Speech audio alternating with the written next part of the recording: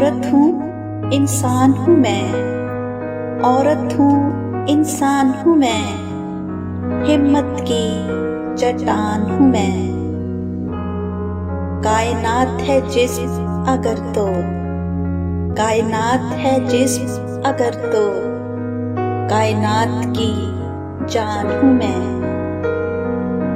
जर्रा हूँ पर अपने अंदर, जर्रा हूँ पर अपने अंदर, एक अनमोल जहान हूँ मैं। अपनी राह की हर मुश्किल को, अपनी राह की हर मुश्किल को कर सकती आसान हूँ मैं।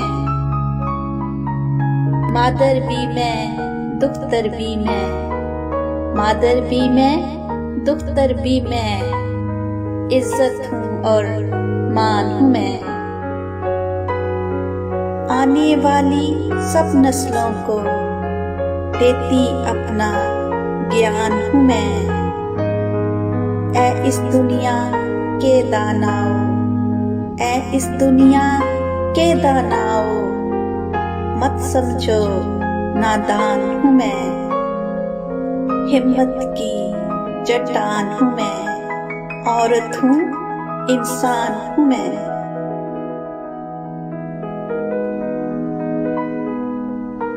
खूबसूरत अल्फाज, दिलकश अंदाज, दान अदब हम और आप। 7 मार्च को मियांवाली में एक बच्ची का मर्डर हो जाता है। आज हम सबको अपने आप से ये सवाल पूछना चाहिए कि मियांवाली में इस बच्ची का क्या कसूर था। जब हमारी सोसाइटी में एक औरत के साथ जुल्म होता है तो उसको ये कहकर चुप करा दिया जाता है कि बर्दाश्त कर, तू तो एक औरत है। हमारी सोसाइटी में कपिल शर्मा जैसे शो देखे जाते हैं जिसमें औरत के साथ सरेआम फ्लर्ट हो रहा होता है। हमारी सोसाइटी में औरत को ऑब्जेक्टिफाई किया जाता है। हमारी सोसाइटी में औरत की तज़लील की जाती है और उसको बराबरी का दर्जा नहीं दिया जाता। और इसका रिज़ल्ट इस तरह सामने आता है कि कहीं पर एक बच्ची का मर्डर हो जाता है, कहीं पर कौसर का रेप हो जाता है, कहीं पर मरियम का गला काट दिया जाता है। हमारी पैट्रियार्कल सोसाइटी में औरत के साथ वो दर्जा नहीं दिया जाता, उसको वो दर्जा नहीं दिया जाता जिसका अंजाम अबॉर्शन, रेप, मर्डर की शक्ल में सामने आता है। We are sorry Maryam, we are sorry Kausar, हम आपके गुनहगार हैं। हम जुल्म के खिलाफ आवाज़ उठाना भूल गए हैं, हम हक की लड़ाई लड़ना भूल गए हैं। हमारी वजह से एक और मरियम, एक और कौसर सोसाइटी के भेंट चढ़ गई है।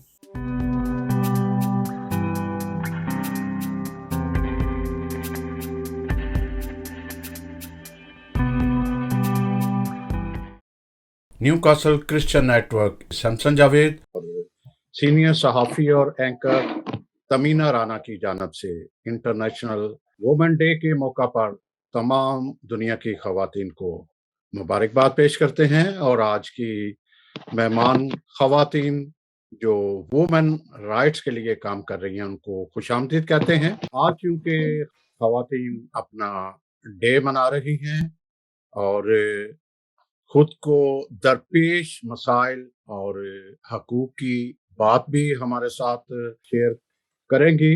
वाक़या रहे कि आज तमाम तरक्की याफ्ता ममालिक या यूरोपियन ममालिक में की ख़वातीन चूँकि उनको पास एक मुकम्मल आज़ादी और राइट्स हैं, वो इस वक़्त एहतजाज नहीं कर रही। लेकिन तीसरी दुनिया की ख़वातीन चूँकि इत्तेसाल का शिकार हैं और हकूक़ उनके सलब किए जा रहे हैं, तो वो सड़कों पे आने पर मजबूर है, एहतजाज करने पर मजबूर है। सवाल ये पैदा होता है कि ये इत्तेसाल, ये हकूक़ उसको कहाँ उसके सलब किए जा रहे हैं। तो सबसे पहले जो एक ख़ातून को इत्तेसाल या हकूक का सामना है कि उसको हकूक नहीं दिए जा रहे, वो उसका अपना ही घर है, अपने ही घर का मर्द, चाहे वो बाप है, चाहे वो भाई है, चाहे वो बेटा है, चाहे शोहर है, वो इस वक्त उसको हकूक देने के लिए तैयार नहीं, जो उसके राइट्स हैं। मैं यहाँ पे छोटी सी बात करूंगा, क्योंकि बीइंग एक मर्द के हम दावे तो बहुत करते हैं कि हम अपनी खवातीन की राइट देने के लिए तैयार है, तो मैं वो कॉल जरूर आपको बताना चाहूंगा, जो पाकिस्तान से मेरी बहन की कॉल आई कि मर्द बहुत कहते हैं कि हम खवातीन को राइट देंगे, मगर आप घर में अगर देखो तो टीवी रिमोट मर्द के हाथ में होगा। फिर जो एक बात जो खवातीन काम नहीं करती, तो मर्द उसको मोबाइल देने के लिए तैयार नहीं।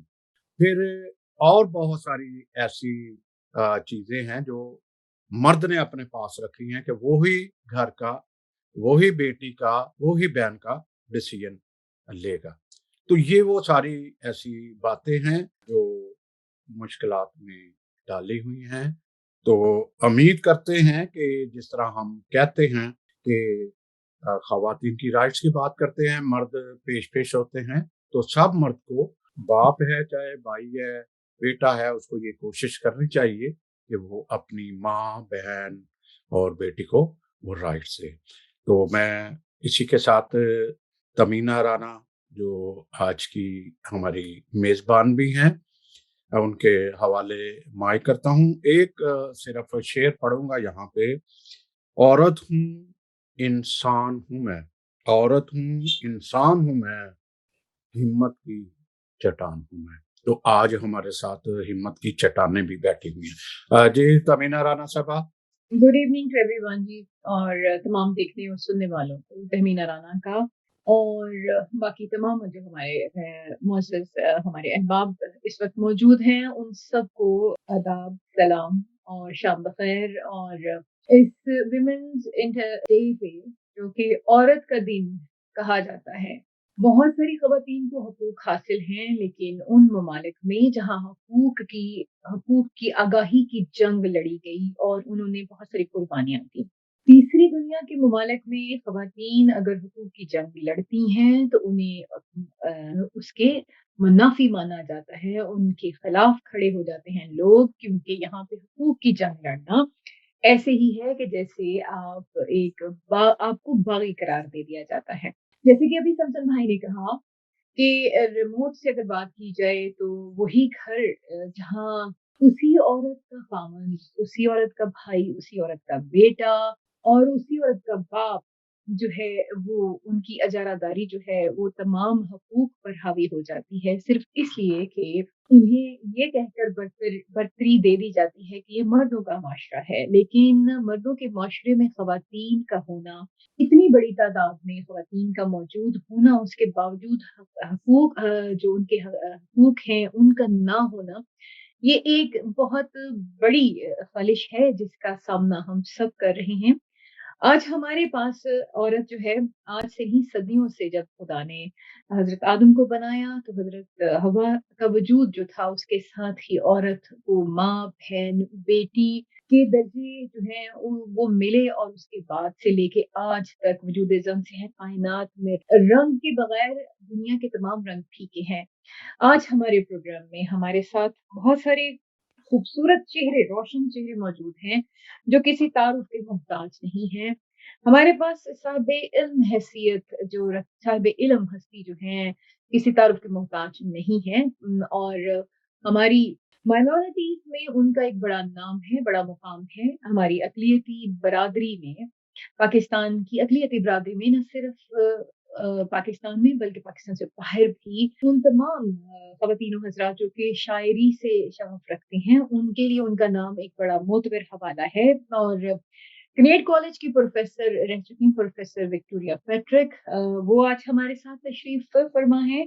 उसके साथ उनकी तालीम के हवाले से देखा जाए, उनकी दीगर ख़िदमत के हवाले से देखा जाए, तो कोई भी ऐसा नहीं होगा कि जो उनकी ख़िदमत से इन्हिराफ़ करे। उसके साथ हमारे साथ आज मौजूद हैं क्रिस्टीना पीटर हैं, ये फाउंडर हैं और एग्जीक्यूटिव डायरेक्टर हैं अवार्ड पाकिस्तान से। एसोसिएशन फॉर वुमेन्स अवेयरनेस है इनका काम और रूरल डेवलपमेंट के हवाले से इनकी बहुत सारी खदमात हैं।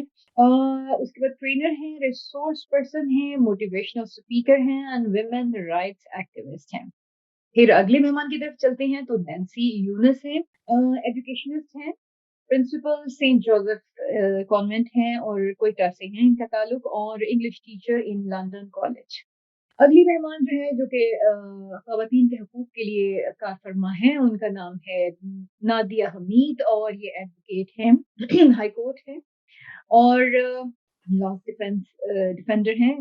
और आज हमारे पास हमारी बहुत ही प्यारी बहन जिन्होंने अक़लियती बिरादरी में बड़ा नाम कमाया और उनके हकूक़ के लिए सरगर्दा रहती हैं, शीरी असलम, सियासी एतबार से भी और समाजी एतबार से भी उनकी खदमात जो हैं वो किसी तारुफ के मोहताज नहीं हैं। तो ये हैं हमारे पास आज वो चेहरे जो ख़वातीन हैं और अपनी खिदमात के हवाले से भी वो हमसे बात करेंगी और मुआशरे में इस वक़्त वो क्या खिदमत मज़ीद सरअंजाम देना चाह रही हैं और उनके क्या टास्क हैं और वो कहाँ देखती हैं कि आइंदा आने वाले दिनों में पाकिस्तान में मसीही और अक़लियती बिरादरी की जो ख़वातीन होंगी, उनका क्या किरदार होगा?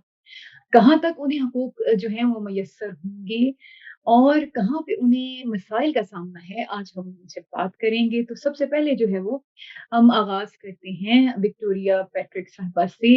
हाँ जी, कैसी हैं आप? मैं खुदा के फज़ल से बिल्कुल ठीक हूँ, आप कैसी हो? जी, आपकी दुआएँ। आपके कदमों में बैठे हुए हैं, हम आपकी दुआएँ चाहते हैं और ये चाहते हैं कि आपका साया खुदा हमारे सरों पे हमेशा सलामत रखे। आप रोल मॉडल हैं। आमीन, आमीन। आपने उम्र दी है, हुँ, आपने अपने खून से इस गुलशन को सींचा है।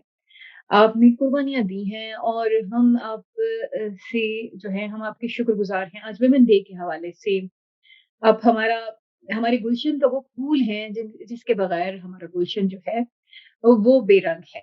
और ऐसे ही बहुत सारे आपके साथ खुदा ने बहुत सारे फूलों से इस गुलशन को सजा रखा है। तो उनमें से एक आप हमारा रोशन हँसता मुस्कुराता चेहरा हैं। ये बताइए कि ख़वातीन के हवाले से आपने अपनी एक बड़ी लंबी जद्दोजहद की है। कुछ थोड़ा-सा अहवाल जो है वो हमारे सुनने वालों को, देखने वालों को थोड़ा-सा जो है वो बताइए? सबसे पहले तो आपका बहुत शुक्रिया इतने खूबसूरत अल्फ़ाज़ का कि आपने मुझे फ़र्श से अर्श पे पहुँचाया। खुदावंद आपको बहुत बरकत दे और तौफ़ीक अता फ़रमाए कि आप और ज़्यादा बुलंदियों पे पहुँचे। आप सबको देख के बहुत अच्छा लग रहा है कि एक वक़्त था जब ख़वातीन के बारे में सोचा जाता था कि ये कुछ नहीं कर सकती।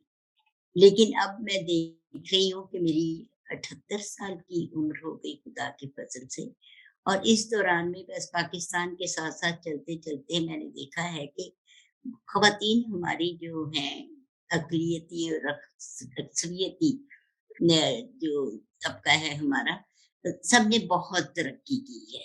ख़ास तौर पर मैं बहुत खुश हूँ अपनी अ, बच्चियों से जो कि अ, उस एहसास कमतरी से निकल आई हैं कि हम कुछ नहीं कर सकते। और मैंने देखा है कि बहुत सी लड़कियां जो हैं अब जद्दोजहद करके अपने ऐसे मुकाम पे पहुंची हैं जहां से तसव्वुर भी नहीं किया जा सकता। अब देखिए आजकल जो रिजल्ट्स आ रहे हैं सीएसएस एग्जाम के और दूसरे जो नताइज आ रहे हैं कॉलेजेस और स्कूल्स के, तो उसमें हमारी मसीही बच्चियां अक़लियती तबके से ताल्लुक़ रखने वाली बच्चियाँ, सिर्फ़ मसीही ही नहीं, हिंदू तबका भी है, सिख भी हैं, हमारे सारे बहुत से लोग हैं। तो वो सब बच्चियाँ जो हैं वो बहुत ज़्यादा आगे बढ़ गई हैं और हर शोबे में उन्होंने अपना मकाम बनाया है। इस वक़्त जो हम सब 4-5 बैठे हुए हैं, हम भी अपने-अपने शोबों में इस मकाम पे पहुँचे हैं, जहाँ पे खुदा ने हमें बहुत सरफ़राज़ी दी है। लेकिन ये सफ़र जो है वो इतना आसान नहीं था। इसके लिए हमें बहुत जद्दोजहद करनी पड़ी। लेकिन वो तो हमारी एक ज़ाती है ना कि अ, अगर लगन हो तो इंसान बढ़ता चला जाता है। लेकिन मैं समझती हूँ कि अपने साथ लेके जब हम किसी को चलते हैं, तो उन लोगों की जो होती है, तरक्की होती है, खुशहाली होती है, सरफ़राज़ी होती है, वो ज़्यादा काबिल तहसीन होती है। तो सियासत में मकाम हासिल किया ख़वातीन ने। फिर मेडिकल में तो ख़ैर शुरू से ही हमारा तबका जो है वो बहुत ज़्यादा मेहनती और बहुत ज़्यादा मकाम हासिल कर चुका। तालीम में बहुत ज़्यादा हम आगे रहे। लेकिन अब मैं ये सोचती हूँ कि हमारी नौजवान बच्चियाँ जो हैं, वो ऐसे-ऐसे शोबों में मौजूद हैं जहाँ पे कभी तसव्वुर ही नहीं किया जाता था।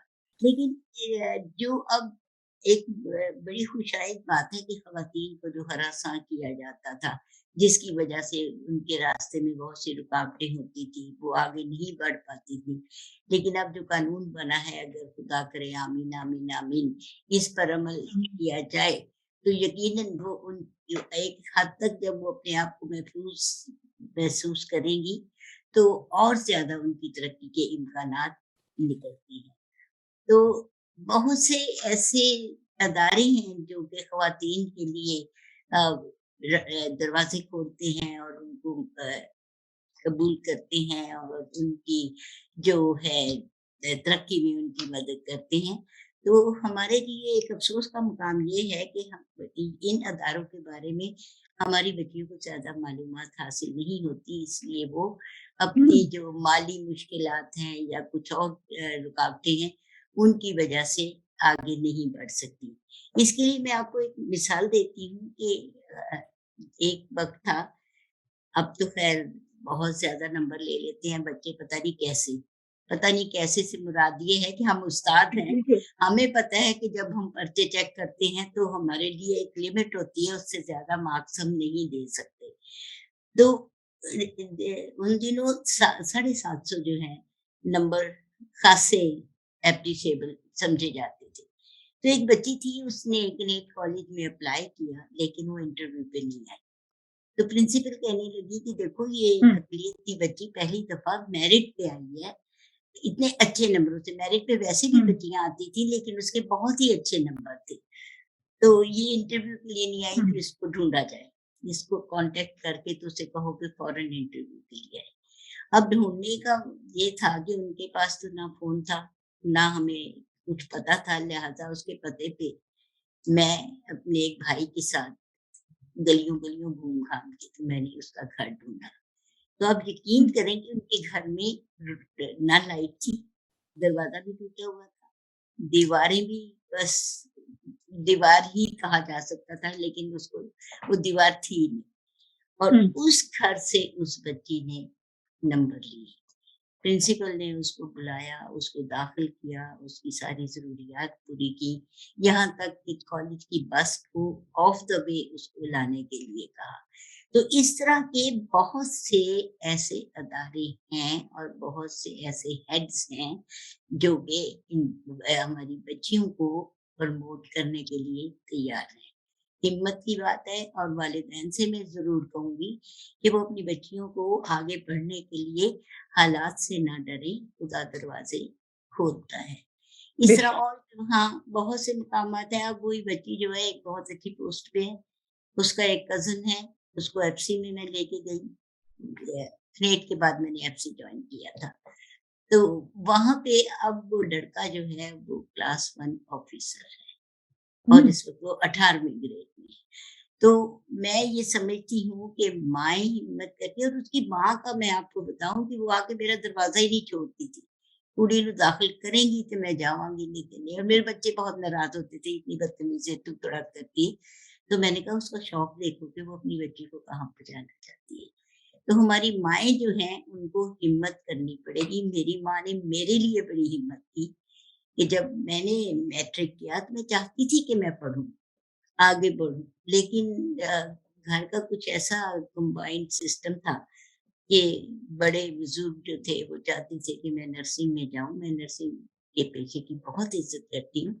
लेकिन मेरा मिज़ाज जो है ना वो ऐसा नहीं है कि मैं ज़ख्म देख सकूँ या किसी का दुःख देख सकूँ। तो फिर मेरी माँ ने मेरा साथ दिया और जब तक कि मैं ने अपनी तालीम मुकम्मल नहीं की कर ली, तब तक वो मेरे साथ रही। एक स्टेप कर लिया, फिर किसी की डिमांड आ गई, नहीं हुन ये करेगी। मुझसे कोई नहीं पूछता था कि मैं क्या करूँ। मैं ये समझती हूँ कि जब तक तरक्की करने के लिए माएँ आगे नहीं बढ़ेंगी, बाप आगे नहीं बढ़ेंगे, हाथ नहीं पकड़ेंगे, तब तक ये इस्तेसाली निज़ाम जो है ये चलता ही रहेगा। घर में जो परवरिश का तरीक़ाकार है, बेटे को बहुत प्रेफ़रेंस देना, बेटियों को नहीं देना। मैं शुक्र करती हूँ कि अब ये तकरीबन बदल एहसास चुका है, पैदा हुआ है लोगों में, बिल्कुल, बिल्कुल। एहसास पैदा हो चुका है।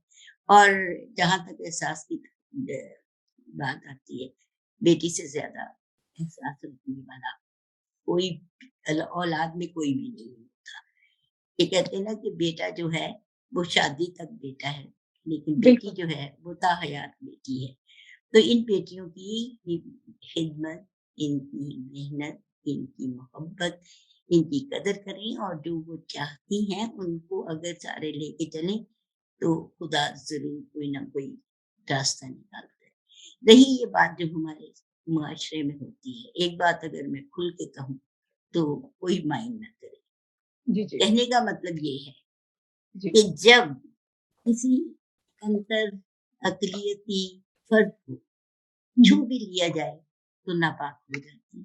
कोई बात हो जाए, वो लोग कमतर हैं, कमी हैं, छोटे हैं, गंदे-गंदे नाम हमारे रखे जाते हैं।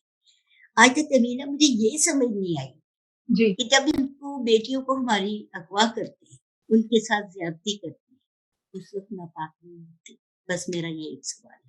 बड़ा भयानक सा ऐसा सवाल आपने किया है, इसका जवाब मैं यकीनन जो है देखिए ये पूरी कौम से आपका सवाल है। इसमें पूरी मैं कौम से सवाल है। पूरी कौम से ये सवाल है और ख़वातीन डे के मौके से की मुनासबत से ये सवाल बनता भी है कि असल में मगर मैं ये देखूँ तो फिर वो ज़हन नापाक है। क्योंकि हाँ जी। नापाकी आपके जिस्म में नहीं होती, आपकी सोच में और आपकी आँख में है। जब तक आपकी तरबियत करने वाले आपकी तरबियत ही नहीं करेंगे, आपको बताएँगे ही नहीं, अगर आपको शुरू से ही आपको एक ऐसे पैरामीटर्स के तहत परवान चढ़ाया जा रहा है, जहाँ पे फ़र्क रखा जाता है। फ़र्क जब भी आप रखेंगे, तो वो फ़र्क रहेगा। जब आप फ़र्क मिटाना शुरू करेंगे, फ़र्क तभी मिटता है। और फ़र्क मिटाने के लिए आपकी सोच को पॉज़िटिव होना, आपको कुर्बानी देने के लिए इज़हार मोहब्बत का जो जज़्बा है अपने अंदर वो पैदा करना अज़हद ज़रूरी है और फिर मसावात, बराबरी और इसका फुक़दान है हमारे यहाँ। मैं बहुत शर्मिंदा हूँ इस बात से कि हमारे यहाँ फुक़दान है और इतना बड़ा सानिया अभी पाकिस्तान में हुआ है। आज ख़वातीन डे के हवाले से पिछले दिनों ये सानेहात होते ही रहते हैं और ये रुकते नहीं हैं। सोशल मीडिया पे इनके खिलाफ आवाज़ बुलंद की जाती है। जब ये शुक्र है कि सोशल मीडिया का कुछ तो फ़ायदा ये हुआ कि अब लोग आवाज़ के साथ आवाज़ बुलंद करते हैं और उस केस के लिए जो है वो प्रेशर डालते हैं, तब जाके गवर्नमेंट और पुलिस और बाकी जो इदारे हैं उनकी जो है जान पे बनती है, तो वो एक्शन लेते हैं और उनमें से बहुत सारे ऐसे हैं कि जिनके बारे में ना तो सोशल मीडिया पे कोई सुनता है और ना ही किसी और को कानो-कान खबर होती है। तो वो बहुत सारी बच्चियाँ, बहुत सारी ख़वातीन जो हैं, वो बिना इंसाफ़ के ही पाकिस्तान में दम तोड़ जाती हैं। बहुत सारे केसेज़ ऐसे हो चुके हैं और वो शायद सैकड़ों की तादाद में भी होंगी और मेरा ख़्याल है कि अगर झूठ नहीं तो हज़ारों की तादाद में तो ऐसी ख़वातीन जो हैं वो जो दम तोड़ मंज़र-ए-आम पे नहीं आते, जो मंज़िल-ए-आम पे मसाइल वो के बारे में नहीं हाँ जी, होते। कहीं कोई केस हाँ। रिपोर्ट नहीं होता। तो आपने बड़ी अहम बात की, इसी को हम आगे लेके चलेंगे और इस वक़्त हमारे साथ मौजूद हैं, हमारी जो अगली गेस्ट हैं, जी, नैन्सी यूनुस, एजुकेशनिस्ट हैं। क्योंकि आप भी एजुकेशनिस्ट हैं, वो भी एजुकेशनिस्ट हैं, तो प्रिंसिपल सेंट जोसेफ कॉन्वेंट। जी, नैन्सी, कैसी हैं आप? थैंक यू वेरी मच आपकी इनविटेशन के लिए सैमसन भाई ऑल्सो थैंक यू। मेरे लिए आज का प्रोग्राम 3 वजूहात की वजह से ज़्यादा इम्पोर्टेंट है। फर्स्ट ये है कि मैंने जब हम बातचीत कर रहे थे तो मैंने इसलिए नहीं बताया। मेरा ये बड़ी प्रिविलेज और मेरे लिए ये बड़े एज़ाज़ की बात है कि मिसेस विक्टोरिया पैट्रिक जब ये कनेड कॉलेज में पढ़ा रही थी 1985-98 से ये वो वक्त जब बीए कर रही थी and she was one of the teaching staff member. Mrs फेल्बुस जो थी वो प्रिंसिपल थी। मेरे लिए बहुत एजाज की बात है कि I am sharing the same stage. और इसके अलावा ये मेरे लिए ये भी बड़ी खुशी की बात है कि मैं शिबाना पॉल को इंट्रोड्यूस करवा रही हूँ जो कि हमारी पैनलिस्ट हैं और वो भी अपना जो शेयर करेंगी उनके कंट्रीब्यूशन जो वो वीमेन राइट्स और उनकी खिदमत के हवाले से कर रही हैं। और तीसरी बात ये है कि जब हम इंटरनेशनल लेवल पे वीमेन डे मना रहे हैं तो हम खवातीन के लिए इस वेरी एक्साइटिंग और खुशी की बात है, क्योंकि जो 2000 ये जो इस साल जो हम मना रहे हैं, जो थीम है वो ये है जेंडर इक्वालिटी, मसावी हकूक। हमारे कॉन्स्टिट्यूशन में, पाकिस्तान कॉन्स्टिट्यूशन में ये लिखा है कि औरत और मर्द के मसावी हकूक हैं। कहाँ तक इस पे प्रैक्टिस या इस पे अमल किया जाता है वो हम सब इससे बखूबी वाकिफ हैं।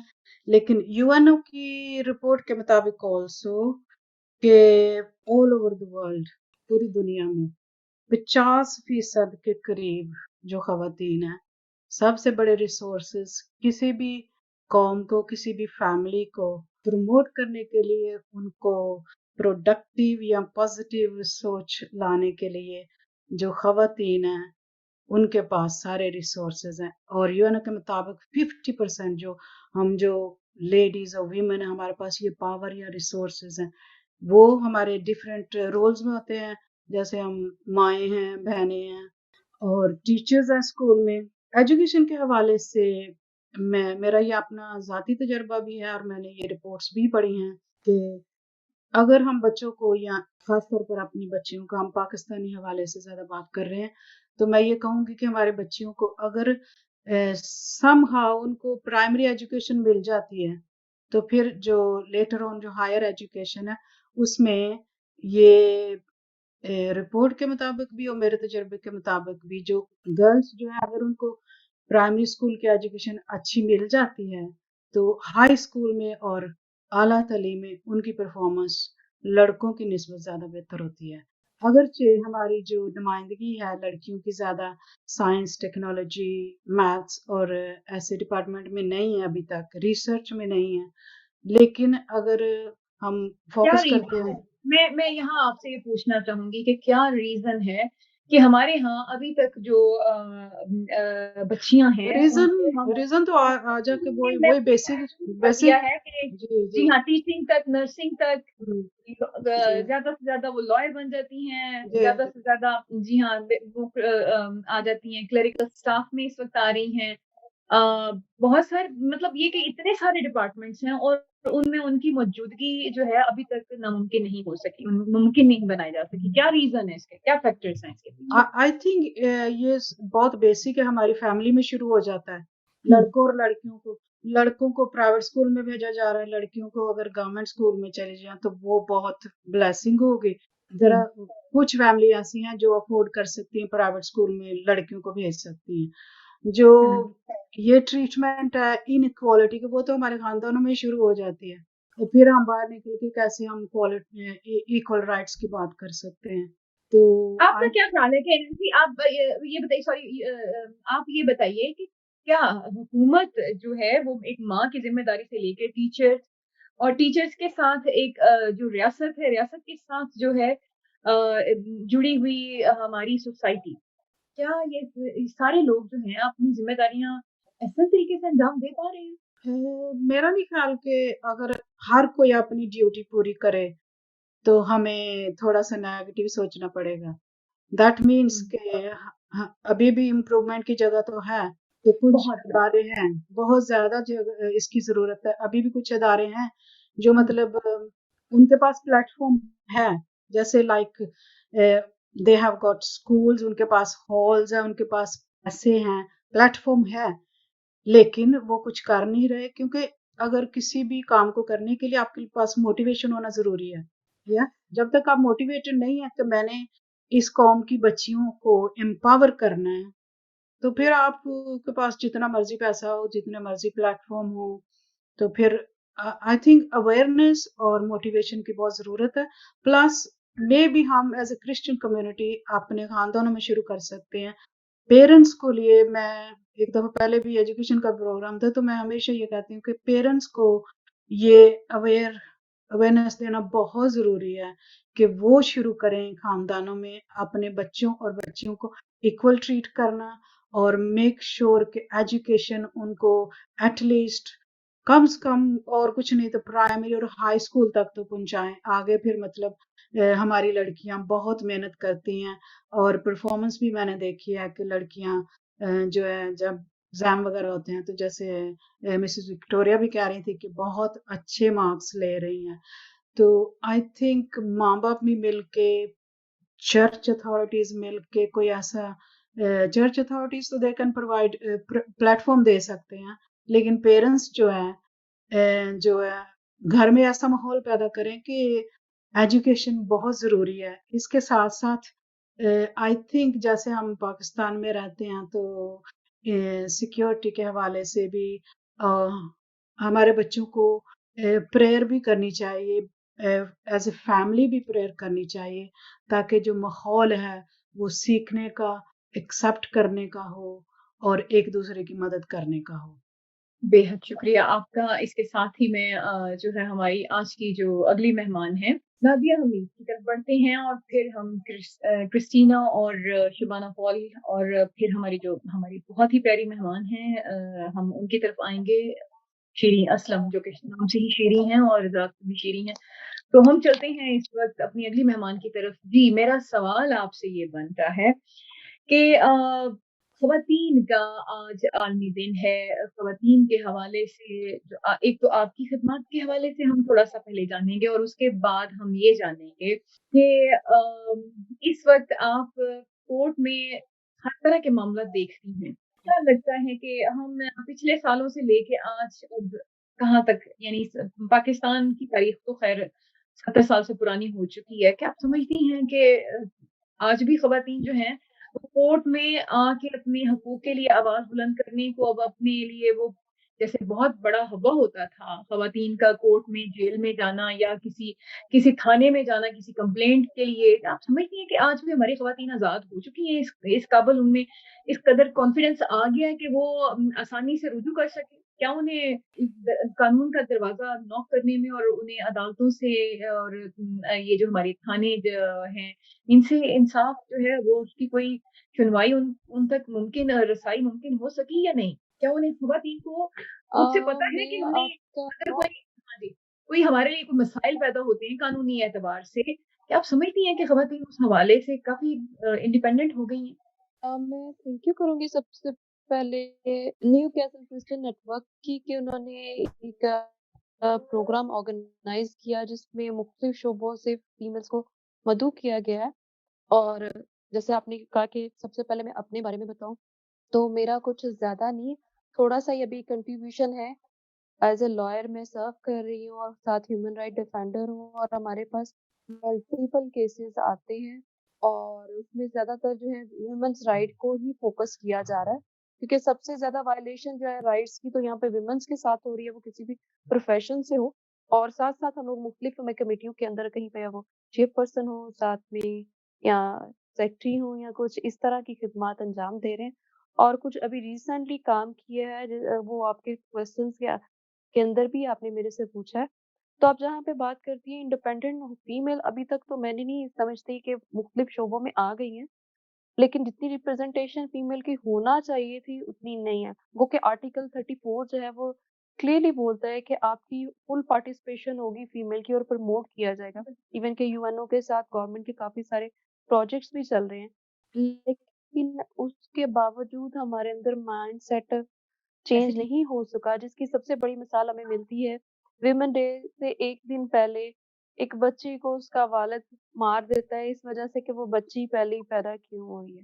तो यहाँ से आप जहालत का अंदाज़ा लगा लें, कानून भी थोड़े बहुत बन गए हैं, जिसकी इम्प्लीमेंटेशन दूर की बात, उनके बारे में नॉलेज जो है वो हमारी फीमेल्स को, लॉयर्स को भी नहीं पता होता। तो आप जुडिशरी की तो बात अब मैं लेके भी नहीं जाती इस तरफ, क्योंकि वहाँ पे भी बहुत सारी चीज़ों का फुकदान पाया जाता है। और माइंड सेटअप जो है वो अभी तक चेंज नहीं हुआ। हम हुँ, वक़्त के साथ-साथ वो कह सकते हैं कि कुछ हद तक बेहतरी आई है, कुछ परसेंटेज। लेकिन अगर आप कहें 100% ठीक हो गया तो वो बिल्कुल भी नहीं है। वक़्त के साथ-साथ जिस तरह सोशल मीडिया का पॉज़िटिव इस्तेमाल होना चाहिए था, वो नहीं हो रहा। मुख्तलिफ नेगेटिव प्रोपेगेंडा जो है वो होता है, तो उसमें उसको बहुत जल्दी पिकअप किया जाता है और रिएक्ट किया जाता है। हम फीमेल्स को इनकरेज करने के साथ-साथ उनको बहुत सारी फ़ील्ड्स के अंदर पीछे लेके जा रहे हैं। हुँ, जिसमें से हमें मिलता है कि अगर वो प्रोफ़ेशनली किसी इदारे में काम कर रही है, तो काम का बर्डन जो है उसके ऊपर डबल होता है। हुँ, सैलरी जो है वो दुनिया भर में फीमेल से काम ज़्यादा लिया जाता है, लेकिन सैलरी में और इंक्रीमेंट में उनको हमेशा पीछे रखा जाता है। वहाँ पे ये देखा जाता है कि वो जेंडर इक्वालिटी तो सारी जगह नारा लगाया जाता है, इवन कि हमारा पाकिस्तान के कॉन्स्टिट्यूशन में आर्टिकल 25 ए जो इंसर्ट किया गया था कि वुमेन को प्रॉपर प्रोटेक्शन दी जाएगी, उसके लिए कानून साज़ी की जाएगी।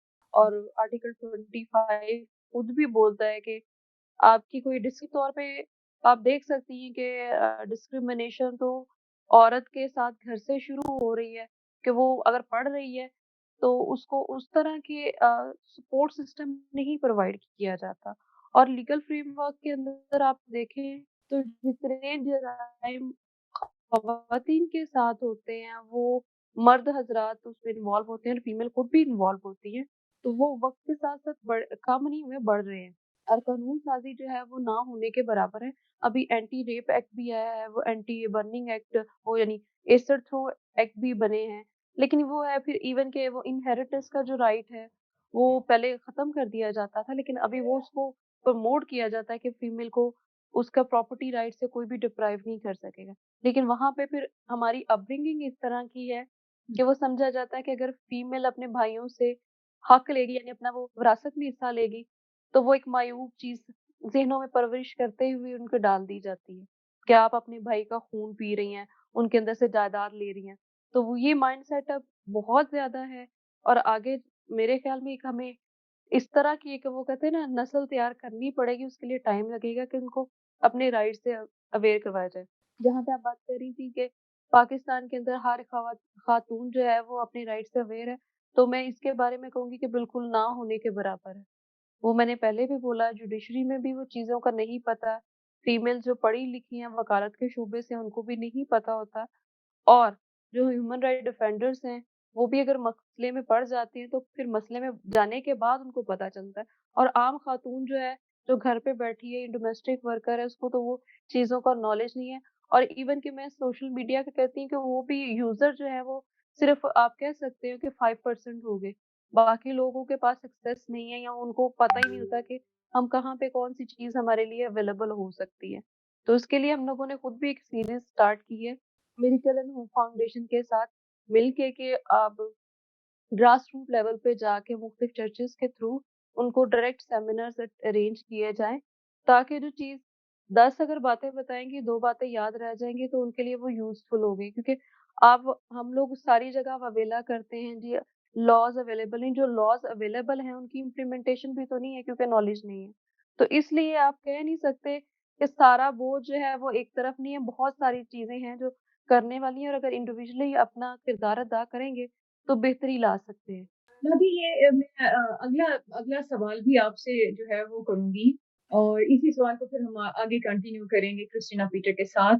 सवाल ये है कि कवानीन बन चुके हैं और वाक़यात जो हैं सोशल मीडिया के अगर हवाले से बात की जाए तो सोशल मीडिया पे अगर वाक़या कोई हाइलाइट होता है या उसमें स्पेशली देखा जाता है कि अगर मर्दों के हवाले से हो तो वो वावेला नहीं मचता जो कि किसी खातून के हवाले से जब बात आती है तो फिर जिसने नहीं भी इल्ज़ाम लगाना होता वो भी करता है। ये जो साइबर क्राइम एक्ट के हवाले से हमारे क्योंकि अब ये बात आ रही है, तो क्या ख़वातीन को इतनी अवेयरनेस दी गई है या कोई दे रहा है या कौन देगा कि वो ये जान सकें कि अगर हमारा सोशल मीडिया पे हमारे हुकूक की इस्तेहसाली होती है तो हमें उससे बचने के लिए किससे राब्ता करने की ज़रूरत है या ऐसे बहुत सारे केसेस आते हैं जहाँ पे ख़वातीन को मिसयूज़ किया जाता है, उनके साथ उनको हैरेस किया जाता है। आप क्या समझती हैं कि किसकी ज़िम्मेदारी है इस अवेयरनेस को प्रोवाइड करने की?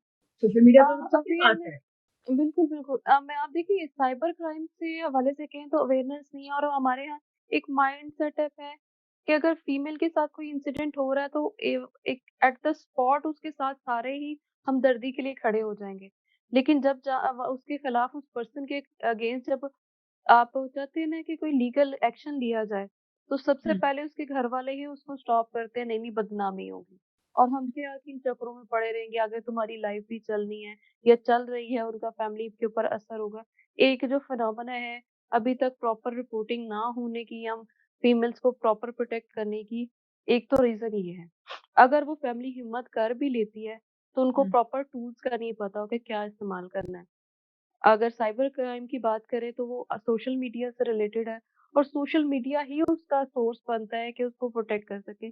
यहाँ पे ये सिस्टम नहीं है कि आपको प्रॉपर थाने में जाके जैसे नॉर्मल होता है कि अगर उसको वर्क प्लेस पे हरासमेंट हो रही है तो वो अपनी कमेटी के पास जाता है जो कि बनाई होगी इसको रिड्रेस करने के लिए एडमिनिस्ट्रेटिव, या फिर अगर चलते फिरते इदारे के अंदर से बाहर कोई हरासमेंट हो रही है तो उसके लिए उसने जाना डायरेक्ट थाने के अंदर 15 पे कॉल करें, वहीं पे वो कोई आ जाएँगे आपके पास और आप अपनी कंप्लेंट लॉन्च करवाने के लिए फिर भी आपको थाने में जाना पड़ेगा और वो वहाँ पे रवायती अंदाज़ अभी भी अवेलेबल है। वहाँ पे कोई सेंस बहुत नहीं भयानक है। और कड़ी और हाँ जी, हाँ, मखूफ बिल्कुल, किस्म का बिल्कुल। जो है, क्योंकि मैं एज़ अ जर्नलिस्ट मैंने बहुत सारे केसेज़ जो हैं वो हज़ारों के हिसाब से हैंडल किए हैं, तो इस हवाले से मैं बिल्कुल आपसे मुत्तफ़िक हूँ और अब हम नादिया आप ही की बात को आगे बढ़ाते हैं। अच्छा जी, मैं साइबर क्राइम से सॉरी मैं आपकी बात को काट रही हूँ। साइबर क्राइम से मैं आगे बताना चाहूँगी अगर रेलेवेंट बात अगर आप कट करना चाह रही हैं तो। नहीं, प्लीज़, प्लीज़ आप कैरी कीजिए, हाँ। कैरी कीजिए, साइबर मैं क्राइम सुनना से चाहूँगी। रिलेटेड ये है कि आपने ऑलरेडी ही आपने साइबर क्राइम की वेबसाइट है, उसके ऊपर जाके ईमेल करें, वो आपको प्रॉपर आपकी आइडेंटिटी को सेफ रख के आपको प्रोटेक्शन प्रोवाइड करेंगे और जो भी आपको साइबर बुलिंग हो रही है या स्टैकलिंग हो रही है, तो या आपका डाटा है वो उसका मिसयूज़ हो रहा है, उसके लिए आपको प्रोटेक्शन प्रोवाइड करेंगे। इसमें ये है कि आपकी जो आइडेंटिटी है उसको सेफ के रखा जाएगा, ताकि जो एलिमेंट्स होते हैं कि आपकी डिग्निटी मजरूह होगी या इस तरह के वो भी है। इवन इनकी जो स्टेटस ऑफ वुमेन प्रोटेक्शन वाला उनका है, उन्होंने भी हेल्पलाइन लॉन्च की हुई है 1043 और साइबर क्राइम की भी वेबसाइट टोल फ्री नंबर्स हैं, इनके ऊपर भी कॉन्टैक्ट डायरेक्टली किया जा सकता है। तो वो आपको स्पीडी तो मैं नहीं कह सकती, लेकिन ये है कि आपकी जो भी इस तरह की आपके साथ क्राइम हो रहा है, उसके अंदर प्रोटेक्शन प्रोवाइड की जा सकती है। मैकेनिज़्म के ऊपर मैं कहूँगी कि वो बहुत स्लो है, इसलिए उससे परेशान होने की ज़रूरत नहीं है। लेकिन ये है कि आपको इंसाफ मिल जाएगा। कोर्ट्स के अंदर भी अगर आप जाएँ, तो वहाँ पे भी यही प्रॉब्लम आ रही है कि फीमेल से रिलेटेड लॉ जो हैं, मेल जजेस को तो मोस्टली नहीं पता होता और फीमेल्स भी उसको प्रॉपर डिसीजन देते हुए सोचती हैं क्योंकि वो एक वो डर रहता है कि मेल डोमिनेटिंग सोसाइटी है तो वहाँ पे एग्रेशन जो है वो फ़र्क तरीके से मिलता है। हुँ, तो यहाँ हुँ, पे तो फीमेल जजेस भी प्रोटेक्टेड नहीं है, लॉयर्स भी नहीं प्रोटेक्टेड, उनके साथ डेली बेसिस के ऊपर मुख्तलिफ तरीके से उनको हरासा किया जाता है, जैसे कि वो कोर्ट के अंदर चले जाएँ, वहाँ के वो कोर्ट के जो स्टाफ है जूनियर वो भी उनको वो उस तरह ट्रीटमेंट नहीं देता जो मेल स्टाफ को दिया जाता है। कल मैं एक टॉक शो के अंदर थी जहाँ पे फीमेल लॉयर्स को जो प्रॉब्लम्स हैं वो डिस्कस की जा रही थी और मेरे ख्याल में हर एक रीजन के अंदर से जिस भी फीमेल लॉयर ने डिस्कस किया यही किया है कि उनको वो इक्वल ट्रीटमेंट नहीं दिया जाता, जब तक वो अब्यूसिव वे में ना जाएँ। तो ये एक बिल्कुल हमारे सही है। लिए अलमिया है कि हम बहुत सारे कानून साज़ी के अंदर बैठ के भी और वही काम हो रहा है और सबसे ज़्यादा अगर फीमेल आगे बढ़ रही है, तो उसकी कैरेक्टर असैसिनेशन पहले वो फीमेल करती है, मेल तो चले उनको तो ये वो कहते हैं ना पाकिस्तान में राइट अवेलेबल है कि एक फीमेल को आगे बढ़ते हुए देखें तो उसकी कैरेक्टर असैसिनेशन कर दें। तो फीमेल भी इसमें अपना किरदार अदा करती हैं, बहुत एक्टिवली। ये बात आपकी बिल्कुल ठीक है। मैंने कोर्ट में चूँकि बहुत सारे केसेज़ भी देखे और मैंने ख़वातीन स्पेशली लॉयर के साथ आपको पता है मेरी मेरी बहुत करीबी फ्रेंड हैं, जो कि चेयरपर्सन भी रह चुकी हैं लाहौर पंजाब बार एसोसिएशन की और उस हवाले से मुझे बहुत सारी चीज़ें मैं मुत्तफ़िक हूँ आपसे कि जहाँ पर भी ख़वातीन जो हैं वो अपने पाँव जमाने की कोशिश करती हैं, तो वहाँ पे मौजूद मर्द हज़रात जो होते हैं, पहले तो उनकी निगाहें जो हैं वो देखने वाली होती हैं, उसके बाद फिर उनकी सोच और उसके बाद फिर उनकी वो जो मोहल्ले में बैठी हुई ख़वातीन होती हैं ना, जिसे कहते हैं मासी सकीना, एक तो उन हर मर्द के अंदर अक्सरियत मर्दों के अंदर जो है वो मासी सकीना का जो किरदार है ना, जो टिपिकल मोहल्ले का होता था, वो सीसी पहले ज़माने में सीसी फुटेज कैमरे नहीं होते थे। वो हमारे मोहल्ले में जो बाबे बैठे होते थे कुर्सी डाल के या चारपाइयाँ डाल के गली के बाहर, वही हमारे सीसी फुटेज कैमरे होते थे और वही खबर रखते थे ना कि कौन कहाँ गया, किसकी बेटी ने क्या किया, किसका जो है भाई बेटा क्या कर रहा है। तो ऐसे ही हर डिपार्टमेंट में हमारे जो बहुत सारे मर्द हज़रात हैं उनके अंदर अभी भी जो है वो मासी सकीना वाला कैरेक्टर मौजूद है जो कि ना सिर्फ़ अपनी सलाहियतों को ज़ंग लगाए बैठे हैं, बल्कि उन्हें ये किसी तौर से गवारा नहीं होता कि हमारी जो कोलीग्स हैं, फीमेल कोलीग हैं, वो किसी तरह से हमसे आगे बढ़ के अपनी सलाहियतों का इज़हार कर सकें। ये बहुत बड़ा अलमिया है और न सिर्फ़ ये पाकिस्तान में बल्कि अच्छे खासे तरक्की याफ़्ता मुल्कों में भी ये चीज़ जो है वो बड़ी ज़ोर-ओ-शोर से जारी है। शुक्रिया आपका नादिया और इसके साथ ही हम चलते हैं क्रिस्टीना पीटर की तरफ और फिर मैं जो अगला सवाल है वो मैं बढ़ाऊँगी हमारी शेरी असलम से। तो हाँ जी, क्रिस्टीना कैसे हैं आप? जी, खुदा का शुक्र है जी, मैं बिल्कुल ठीक हूँ। पहले तो जी आपसे भी और जो है हमारी शेरी और शबाना पॉल इनसे थोड़ी माज़रत क्योंकि सवाल भी हमारे जो मेहमान हैं उन सबको मौका मिल रहा है तो हर कोई अपनी-अपनी जो है वो हमारा ये हमारे लिए ऑनर की बात है कि वो झोलियाँ भर-भर के हमारे जो सामीन हैं, हमारे नाज़रीन हैं उनको अपने अपने इल्म से, अपने तजर्बात से जो है वो हाँ जी, आगाही दे रही हैं। तो हाँ जी, आप ये बताइए क्रिस्टीना कि आपको लगता है कि आने वाले दिनों में जो ख़वातीन हैं हमारी मजमूई भी और अक्सरियती भी और स्पेशली अक़लियती ख़वातीन जो हैं, उनके लिए दरवाज़े जो हैं वो कहाँ खुलते हुए नज़र आते हैं? और आपने अब तक जो पहले तो हम आपके बारे में जानना चाहेंगे कि लोग जानना चाहेंगे कि आपकी क्या ख़िदमत है? पहले तो वो फिर उसके बाद सवाल हम शुरू करेंगे आपसे। जी, सबसे पहले एमसीएन टीवी का बहुत ज़्यादा शुक्रिया, सैमसन जवेद साहब का और स्पेशली आप जो होस्ट कर रही हैं कि इस नेटवर्क की वसातत से मुझे बहुत सारी लीडर टाइप ख़वातीन को मिलने का आज मौका मिला और मेरे नेटवर्क में इज़ाफ़ा हुआ है। सबसे पहले तो थैंक यू वेरी मच इसके लिए। और दूसरा, मैं गुज़िश्ता 27 साल से ऑर्गेनाइज़ेशन हमने बनाई, घर के लेवल से इसको स्टार्ट किया। बहुत छोटे लेवल पे अवार्ड के नाम से। मेन उसमें मकसद ये था कि जो पाकिस्तान में रूरल विमेन है और जो वो बहुत ज़्यादा मार्जिनलाइज्ड हैं, उनकी रसाई नहीं तालीम तक, स्किल तक, जॉब अपॉर्च्युनिटीज़ तक, इवन कि उनको कोई अवेयरनेस जो है वो नहीं है। तो जो जो स्टार्ट हमने किया था वो अवेयरनेस से किया था, लेकिन उसके बाद हमने जो ज़्यादा हमारा काम है वो उनकी सोशियो इकोनॉमिक डेवलपमेंट के ऊपर है। और फिर हम पाकिस्तान में ज़िला फैसलाबाद, ज़िला टोबा टेक सिंह, मुज़फ्फरगढ़, मानसेरा, इवन के यानी बहुत सारी डिस्ट्रिक्ट्स में हमें काम करने का मौका मिला विमेन एम्पावरमेंट के हवाले से। क्योंकि हम इस बात पे यकीन रखते हैं कि जब तक जो ख़वातीन हैं, एक तो अपने राइट्स के हवाले से आगाह नहीं होंगी और दूसरा जब तक उनके पास तालीम नहीं, हुनर नहीं, उनकी पैसे तक रसाई नहीं, तो औरत जो है वो मजबूत नहीं होती। और जब उनके पास इन चीज़ों तक रसाई होती है तो एम्पावरमेंट भी आ जाती है और वो जो है वो अपने फैसले भी खुद करने के काबिल हो जाती है। लेकिन हमें जो था ये सामना करना पड़ा कि मेल डोमिनेटिंग सोसाइटी में ये चीज़ें जो है ये खासी मुश्किल है। तो अब तक पिछले 27 ईयर्स से यही ओढ़ना बिछोना है और यही मैं काम कर रही हूँ। तकरीबन 1 लाख डायरेक्ट बेनिफिशरीज़ तक और कोई पाकिस्तान में मुझे कोई 200-250 देहातों तक जाने का मौका मिला है। इसलिए जो मेरी बातचीत भी होगी वो ग्रास रूट लेवल की होगी, जिन ख़वातीन के साथ हम काम कर रहे हैं। सबसे पहले तो मैडम विक्टोरिया पैट्रिक ने उन्होंने बड़ा ज़बरदस्त बताया कि अब ख़वातीन जो है वो काफ़ी आगे आ रही हैं पढ़ाई में।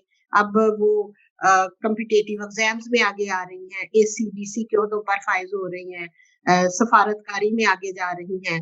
ये एक रोशन पहलू है आजकल पाकिस्तान में विमेन एम्पावरमेंट के हवाले से और स्पेशली मेजॉरिटी विमेन भी और माइनॉरिटी विमेन भी और स्पेशली जो 5% कोटा मिला है उससे जो है ये थोड़ी सी आसानियां पैदा जो है वो हो गई है। अब जिन फैमिलीज में हम ये देखते हैं कि जिन फैमिलीज में जो क्या कहेंगे जो स्टैंडर्ड है, लाइफ स्टैंडर्ड जो है जिनका थोड़ा बेहतर हो चुका है, ठीक है, अर्निंग पोजीशन जिनकी थोड़ी बेहतर है, वो लोग अब कोशिश कर रहे हैं कि अपने बच्चों को अच्छे स्कूलों में पढ़ाएं।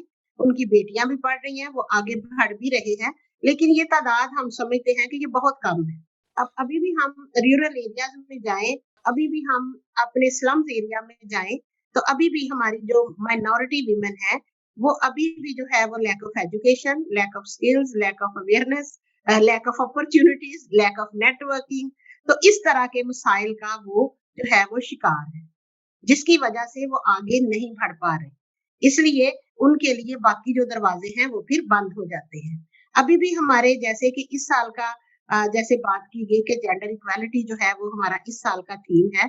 हमने कल एक बहुत बड़ी कॉन्फ्रेंस की इधर फैसलाबाद, और जो उनमें मेजॉरिटी विमेन थी वो रूरल थी, जो आई और हर कोई अपने हाथ में अपने वो जो स्लोगन थे उन्होंने पकड़े हुए थे, जो अभी भी अपने बेसिक राइट्स के लिए जो है वो बात कर रही थी कि तालीम अभी तक उनको नहीं देहातों में मिल रही, स्किल तक उनकी रसाई नहीं है, फैसले मर्द करते हैं, वो आगे बढ़ नहीं पाते।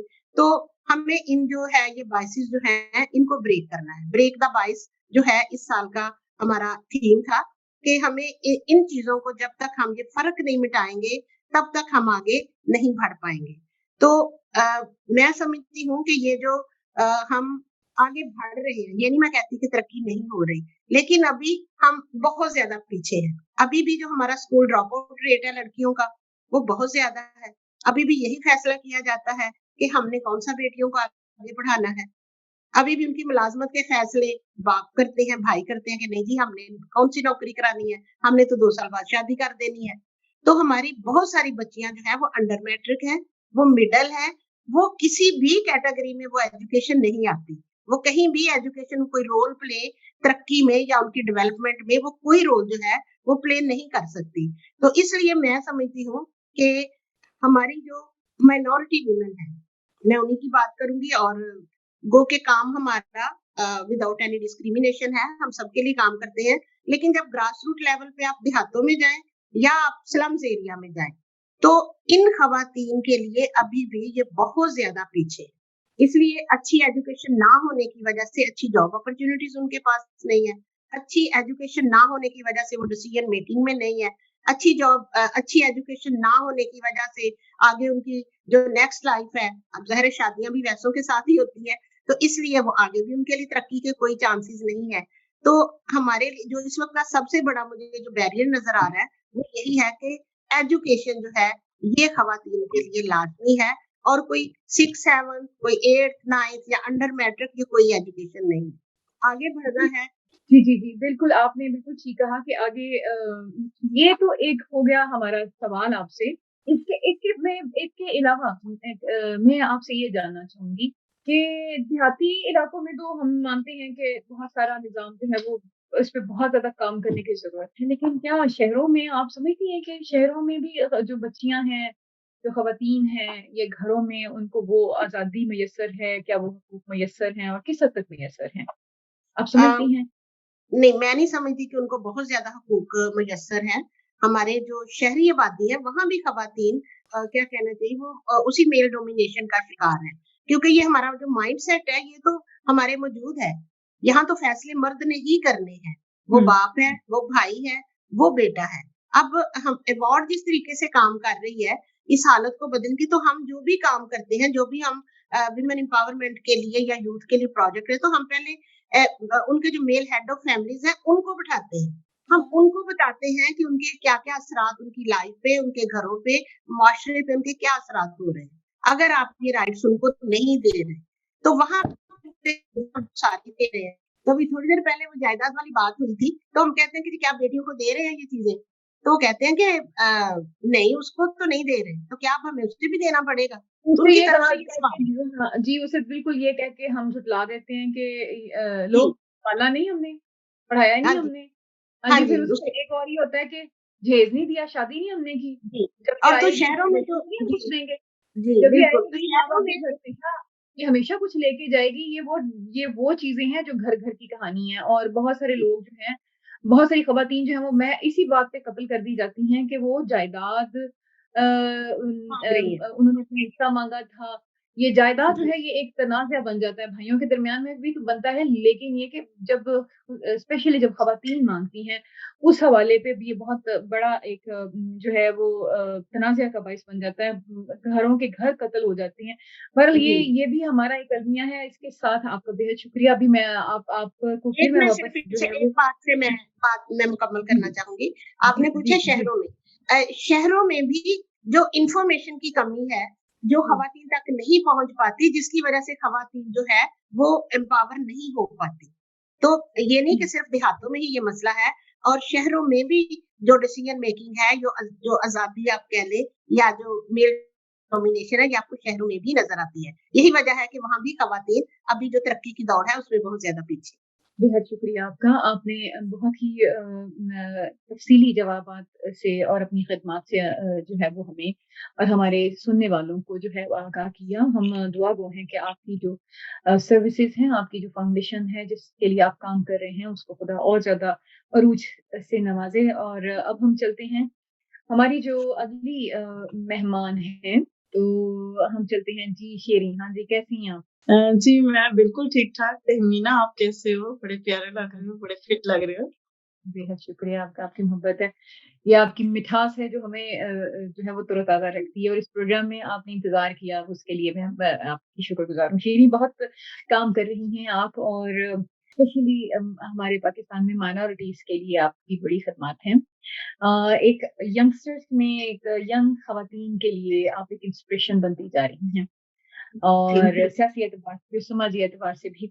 शेरी, ये बताइए कि आप समझती हैं कि चलिए एक तो नाम आपका हो गया, लेकिन क्या आप समझती हैं कि आपके बाद भी आप देख रही हैं कि जो यंग बच्चियां जो हैं, जिस तरह से आप धड़ल्ले से काम कर रही हैं, क्या आपको लगता है कि आपकी नज़र में और बच्चे जो हैं उनको भी वही अपॉर्चुनिटीज हासिल हैं, जैसे घर से आपको सपोर्ट मिल रही, आपके बाबा ने आपको सपोर्ट किया, आपकी फैमिली ने आपको सपोर्ट किया, तो कैसे मुमकिन है कि आपके साथ और भी शेरी जो हैं वो हमारी अक़लियती बरादरी से सामने आए, ताकि ये जो गुलदस्ता है जिसने अपनी जगह बनाई है, उसको एक एक दस्ते की बाकायदा जो है वो अहमियत हासिल हो जाए, और वो एक बाकायदा कहते हैं ना कि एक पूरी फौज की शक्ल में सामने आ सके, ताकि अपने हुकूक के लिए वो एक न सिर्फ उन्हें आगाही हो, बल्कि वो जंग लड़ सकें, खड़े हो सकें।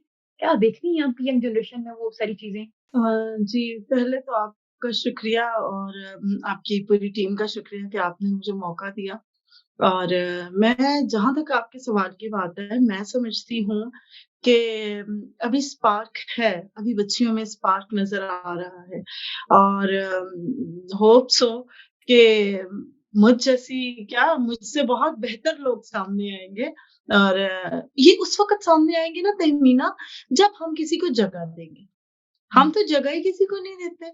हम तो जिस कुर्सी पे बैठ गए, हम तो कहते हैं जनाज़ा है हमारा, हम तो हिल ही नहीं सकते यहाँ से। तो बेशक। उस वक़्त हम न्यू टैलेंट लेके आएँगे सामने, जब हम किसी दूसरे को मौका देंगे। अब देखिए, मैंने अपने बाद बच्चियों को भी तैयार किया, और इवन लड़कों को भी हम उस पे ट्रेंड कर रहे हैं, कि क्योंकि सबसे ज़्यादा जो हमारी तरबियत की ज़रूरत है, वो लड़कों को ज़रूरत है।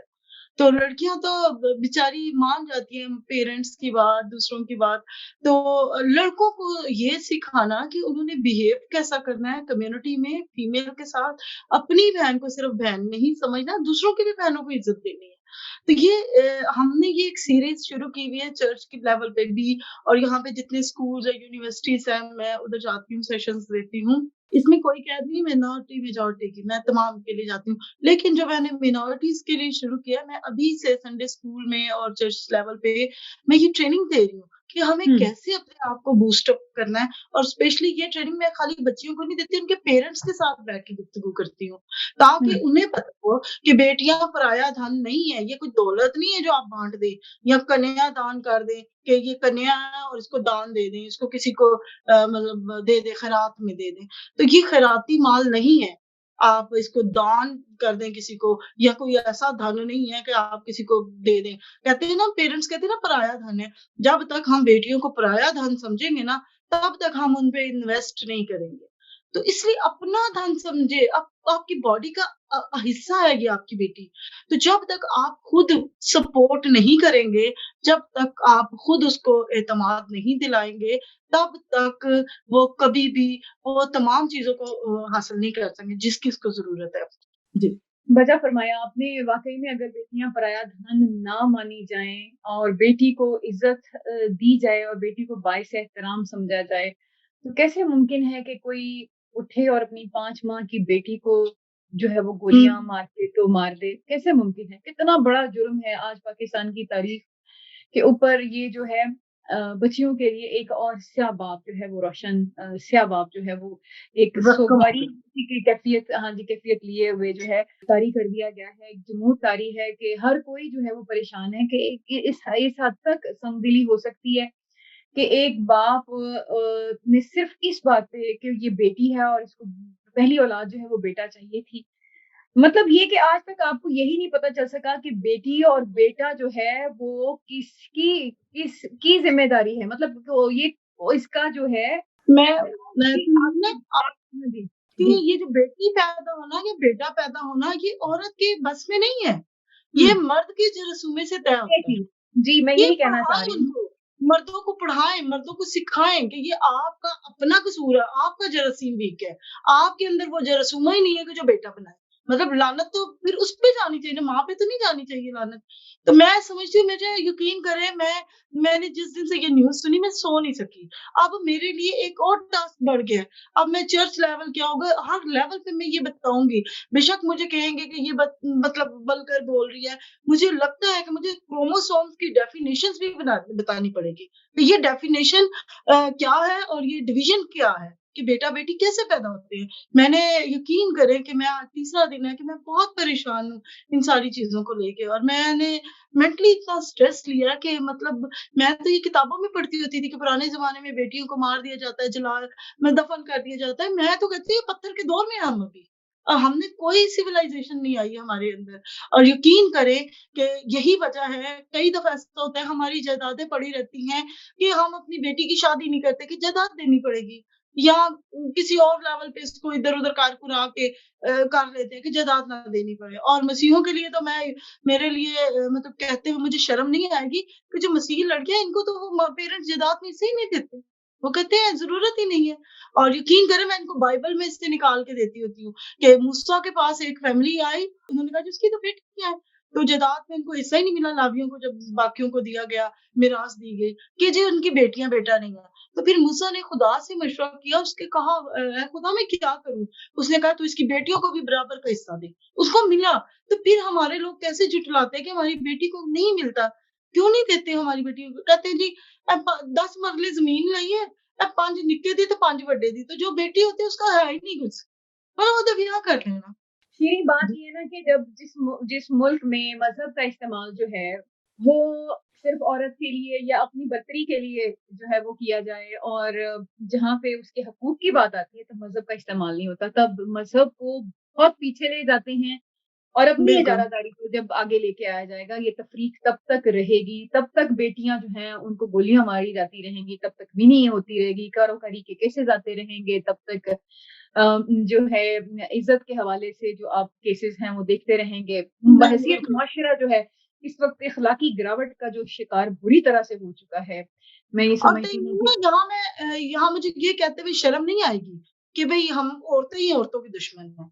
आप बिल्कुल यकीन ऐसे करें जब पैदा होती है ना बच्ची, तो तब दादी या माँ बेचारी तो हाल में ही नहीं होती है। दादियाँ, फुफियाँ वो कर रही होती हैं कि दाई को ना पैसे ही नहीं देती हैं, कहती कुड़ी होई है। मुंडा होएगा तो 2000 रुपए से मुबारकी तो मिठाइयाँ तो ये हमें तो घर से ही मतलब डिस्क्रिमिनेशन का सामना शुरू हो जाता है, बिल्कुल, पैदा होने के साथ ही। और खाना पकता है तो अच्छी बोटी लेग पीस ही भरा ਨੂੰ दे दे, बहन बहुत प्यार करती है भाई को, ये भाई को दे दे। मतलब वो क्या बहन अंडा नहीं खा सकती? बहन मतलब मैंने कई जगहों पे देखा है ऐसा है, लड़कियों को सिर्फ इसलिए ये खुराकें नहीं देती, वो जल्दी जी बड़ी होती है, ये गरम खुराकें हैं। Oh my God! क्या गरम, क्या ठंडा! आप लोग इतना उसकी सेहत को तो वहीं पे आपने ज़ीरो कर दिया। उसने बड़े होके क्या करना है? और भाई वो जो लफंडर है, मैं कहती हूँ बहनों के अंदर इतनी गैरत है, बहनों को पता भी होता है कि हमारे भाइयों के चक्कर चल रहे हैं किसी के साथ, वो फिर भी बर्दाश्त करती हैं। अगर बहन भाई को पता चल जाए, तो वो इज़्ज़त के बेस पे उसको कत्ल कर देता है बहन को। कत्ल कर देता तो है। मैं बिल्कुल समझती हूँ ये बिल्कुल जिस शीरीन आपने लड़कियाँ बिल्कुल गैरत में आ गई ना, लड़कियाँ गैरत में आ गई और भाइयों के चक्कर में पता चल गया, तो भाइयों की तादाद ही मर्दों की तादाद कम हो जाएगी। वो इतना वो बुलेट हो जाएगी, उन्हें इतना मारे जाएँगे ना भाई, जिस दिन बहन के अंदर गैरत आ गई तो, वो भी फिर अपने भाई को शूट कर देगी। मैं हमने सॉरी मेरा ये मतलब नहीं, नहीं। नहीं था, लेकिन मैं नहीं, मैं एक समझ चीज़ को एक्सटेंड करना चाह रही थी नहीं, नहीं, कि मैं मतलब समझती हूँ। शादी का हक औरत का अपना है, ठीक है? घर जॉब लेने का हक अपना है, उसको क्या पसंद है, क्या नहीं, कैसा कपड़ा पहने, वो खुद पहने ना। अब यहाँ भी ये होता है कि जी इसने नर्स बनना है, नहीं असा केड़ी नौकरी करानी, इन्हें अच्छा सिर्फ नर्स बनेगी या सिर्फ टीचर बनेगी। अगर कोई बच्ची कह दे मैं वकील बनूँगी या कुछ और बनूँगी, इंजीनियर बनना चाहती हूँ। आजकल बच्चियाँ इलेक्ट्रिकल इंजीनियर बन रही हैं और बन रही है, सिविल इंजीनियर बन रही है। बंदियां नाल जाएगी, मुंडिया दे स्कूल च जाएगी। मतलब मेरी ये काउंसलिंग कर के मतलब मैं थक गई हूँ। और मैं समझती हूँ कि जब तक हम कोई सॉलिड प्लान नहीं करेंगे, जब तक हम कोई पनिशमेंट नहीं रखेंगे कि जो लड़कियों के साथ ज़्यादती करते हैं, उनको टाँगा नहीं जाएगा, तब तक हमारी बच्चियाँ जो है ना, वो इनसिक्योरिटी फ़ील करेंगी। हम देखिए मैं इतनी बड़ी, इतनी मैच्योर हूँ और मेरे पीछे तो मतलब काफ़ी सारी बच्चियाँ जिन्होंने आके ये वाली सीट लेनी है, लेकिन यकीन करें कि आप जब बाहर निकलते हैं ना, तो बीइंग अ फीमेल मैं भी कई दफ़ा अपने आप को इनसिक्योर फ़ील करती हूँ। हालाँकि मतलब मैं नहीं डरती, मैं बड़ी बोल्ड हूँ। इसके बावजूद कई जगहों पे ना मैं अपने आप को बैक स्टेप कर लेती हूँ।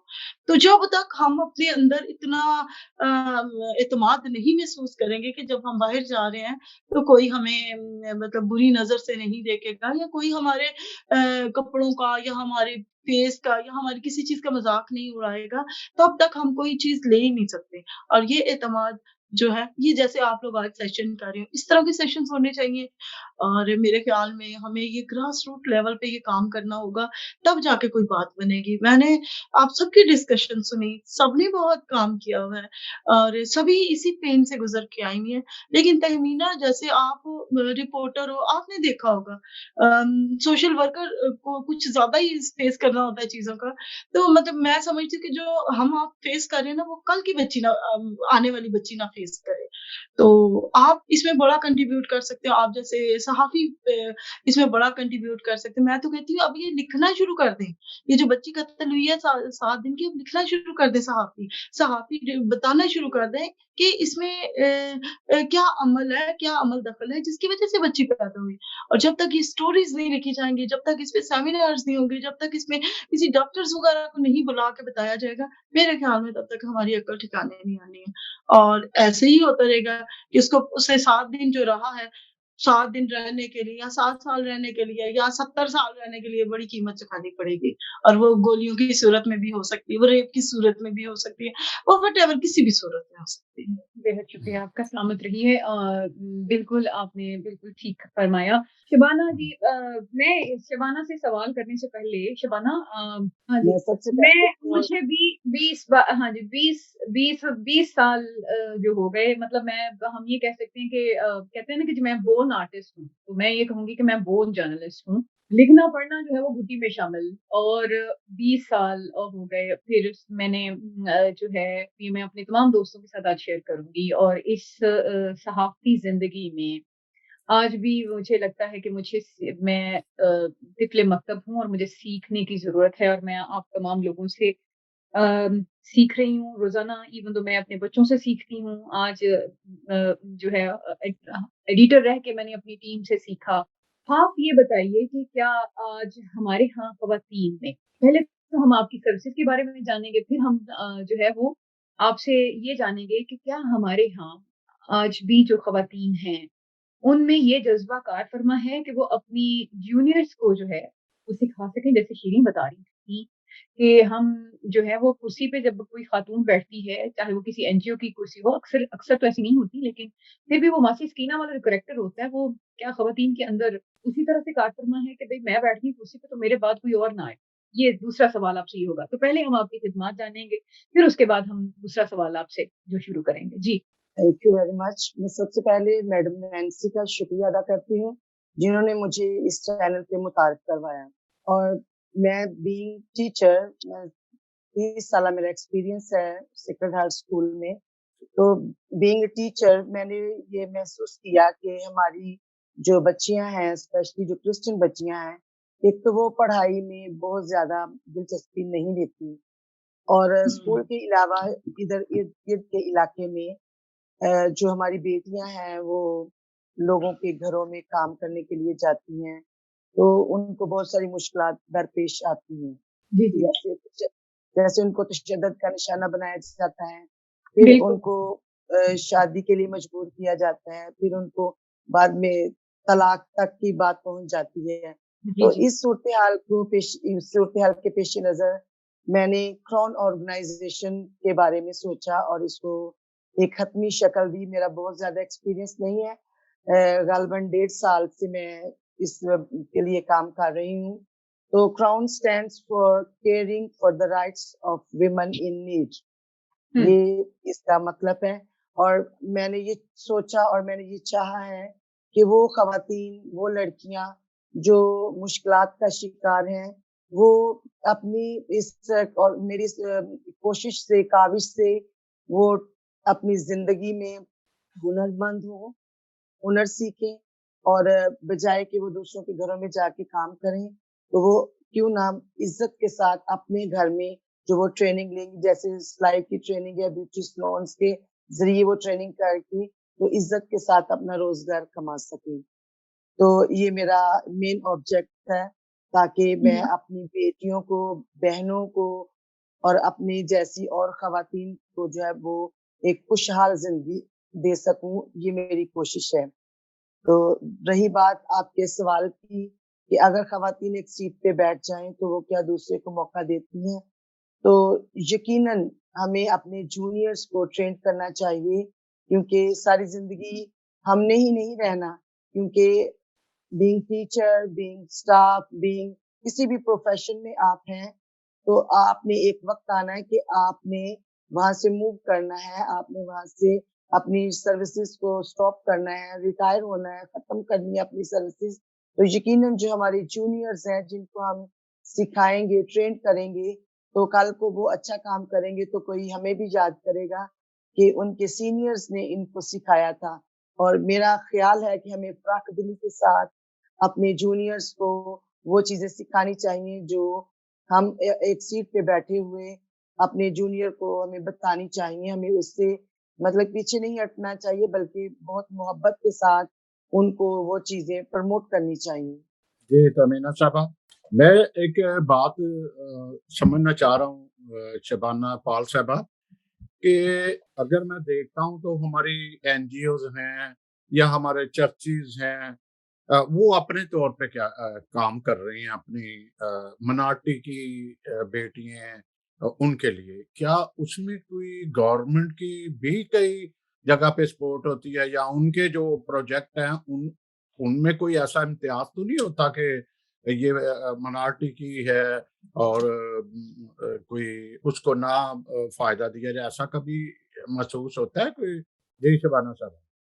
जी सर, मैंने अभी तक ऐसा एक्सपीरियंस नहीं देखा कि कहीं पे किसी ने ऐसे किया, लेकिन हाँ। मेरे पास एक एक्सपीरियंस है कि मैंने देखा कि हमारे क्रिश्चियन बच्चे थे 2, पिछले 2-3 सालों में वो उन्होंने बोर्ड टॉप किया था और वो दोनों रियल ब्रदर्स थे। तो एक साल एक भाई ने बोर्ड टॉप किया, दूसरे साल दूसरे भाई ने टॉप किया।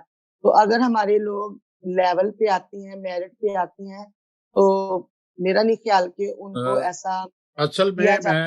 मैं समझना चाह रहा था इस वक्त, क्योंकि हमारा एक वुमेन के हवाले से, खवातीन के हवाले से हमारा प्रोग्राम है। मैं ऐड करूं, मेरा एक्सपीरियंस है जी इसमें। जी हाँ, ऐसा हुआ था कि यहाँ पे ना ये स्किल्स डेवलपमेंट जो है कॉलेजेस हैं, जैसे टेवटा है, दूसरे इदारे हैं, इनमें ना स्किल्स की आई थी खवातीन के लिए ना, जैसे कंप्यूटर की, ब्यूटिशियन की, सिलाई की, बुटीक डिजाइनिंग की, तो 25-25 सालों में सीटें थी।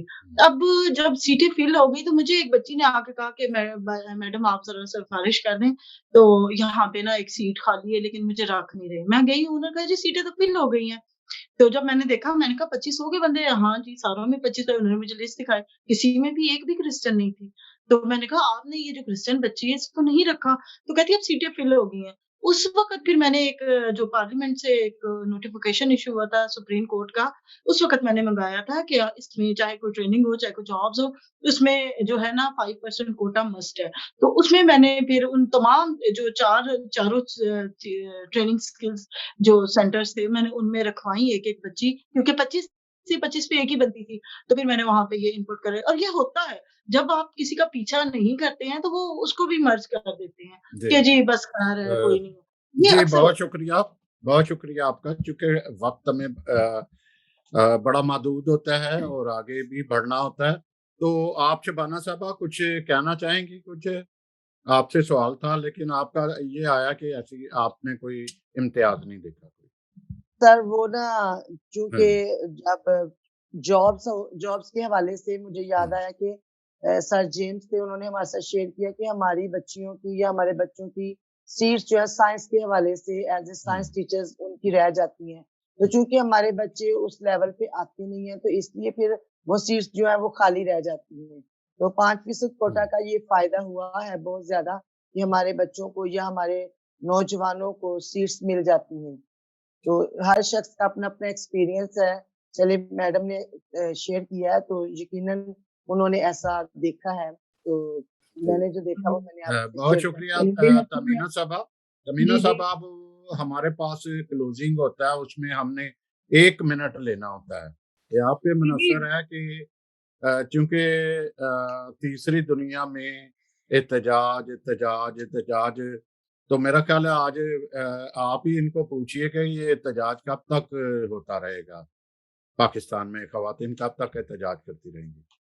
ये इसके साथ ही मैं जी बिल्कुल आपने बता दिया सबको कि एक-एक मिनट में हमने इसको जो है वो सम अप करना है, तो हम चलेंगे अपनी पहली मेहमान की तरफ। हमारी इज़्ज़त माब विक्टोरिया पैट्रिक साहबा यहाँ पे मौजूद हैं और मैं उनसे ये एहतजाज की बात तो मैं करूँगी, लेकिन मैं उनसे ये पूछना चाहूँगी कि क्या आप मुतमिन हैं कि 5% कोटा इस मुल्क में इतनी बड़ी अक़लियती बरादरी के लिए जो है 5% कोटा जो है वो लेके खामोश हो जाना, ये क्या कोई खुशाइन बात है? क्या आप समझती हैं कि ये वाक़ई में बहुत है कि अभी ना बात यहाँ पे ये आ जाती है कि एदाद-ओ-शुमार के मुताबिक हमारी तादाद कितनी है, तो उस तादाद के हिसाब से परसेंटेज सेट होती है।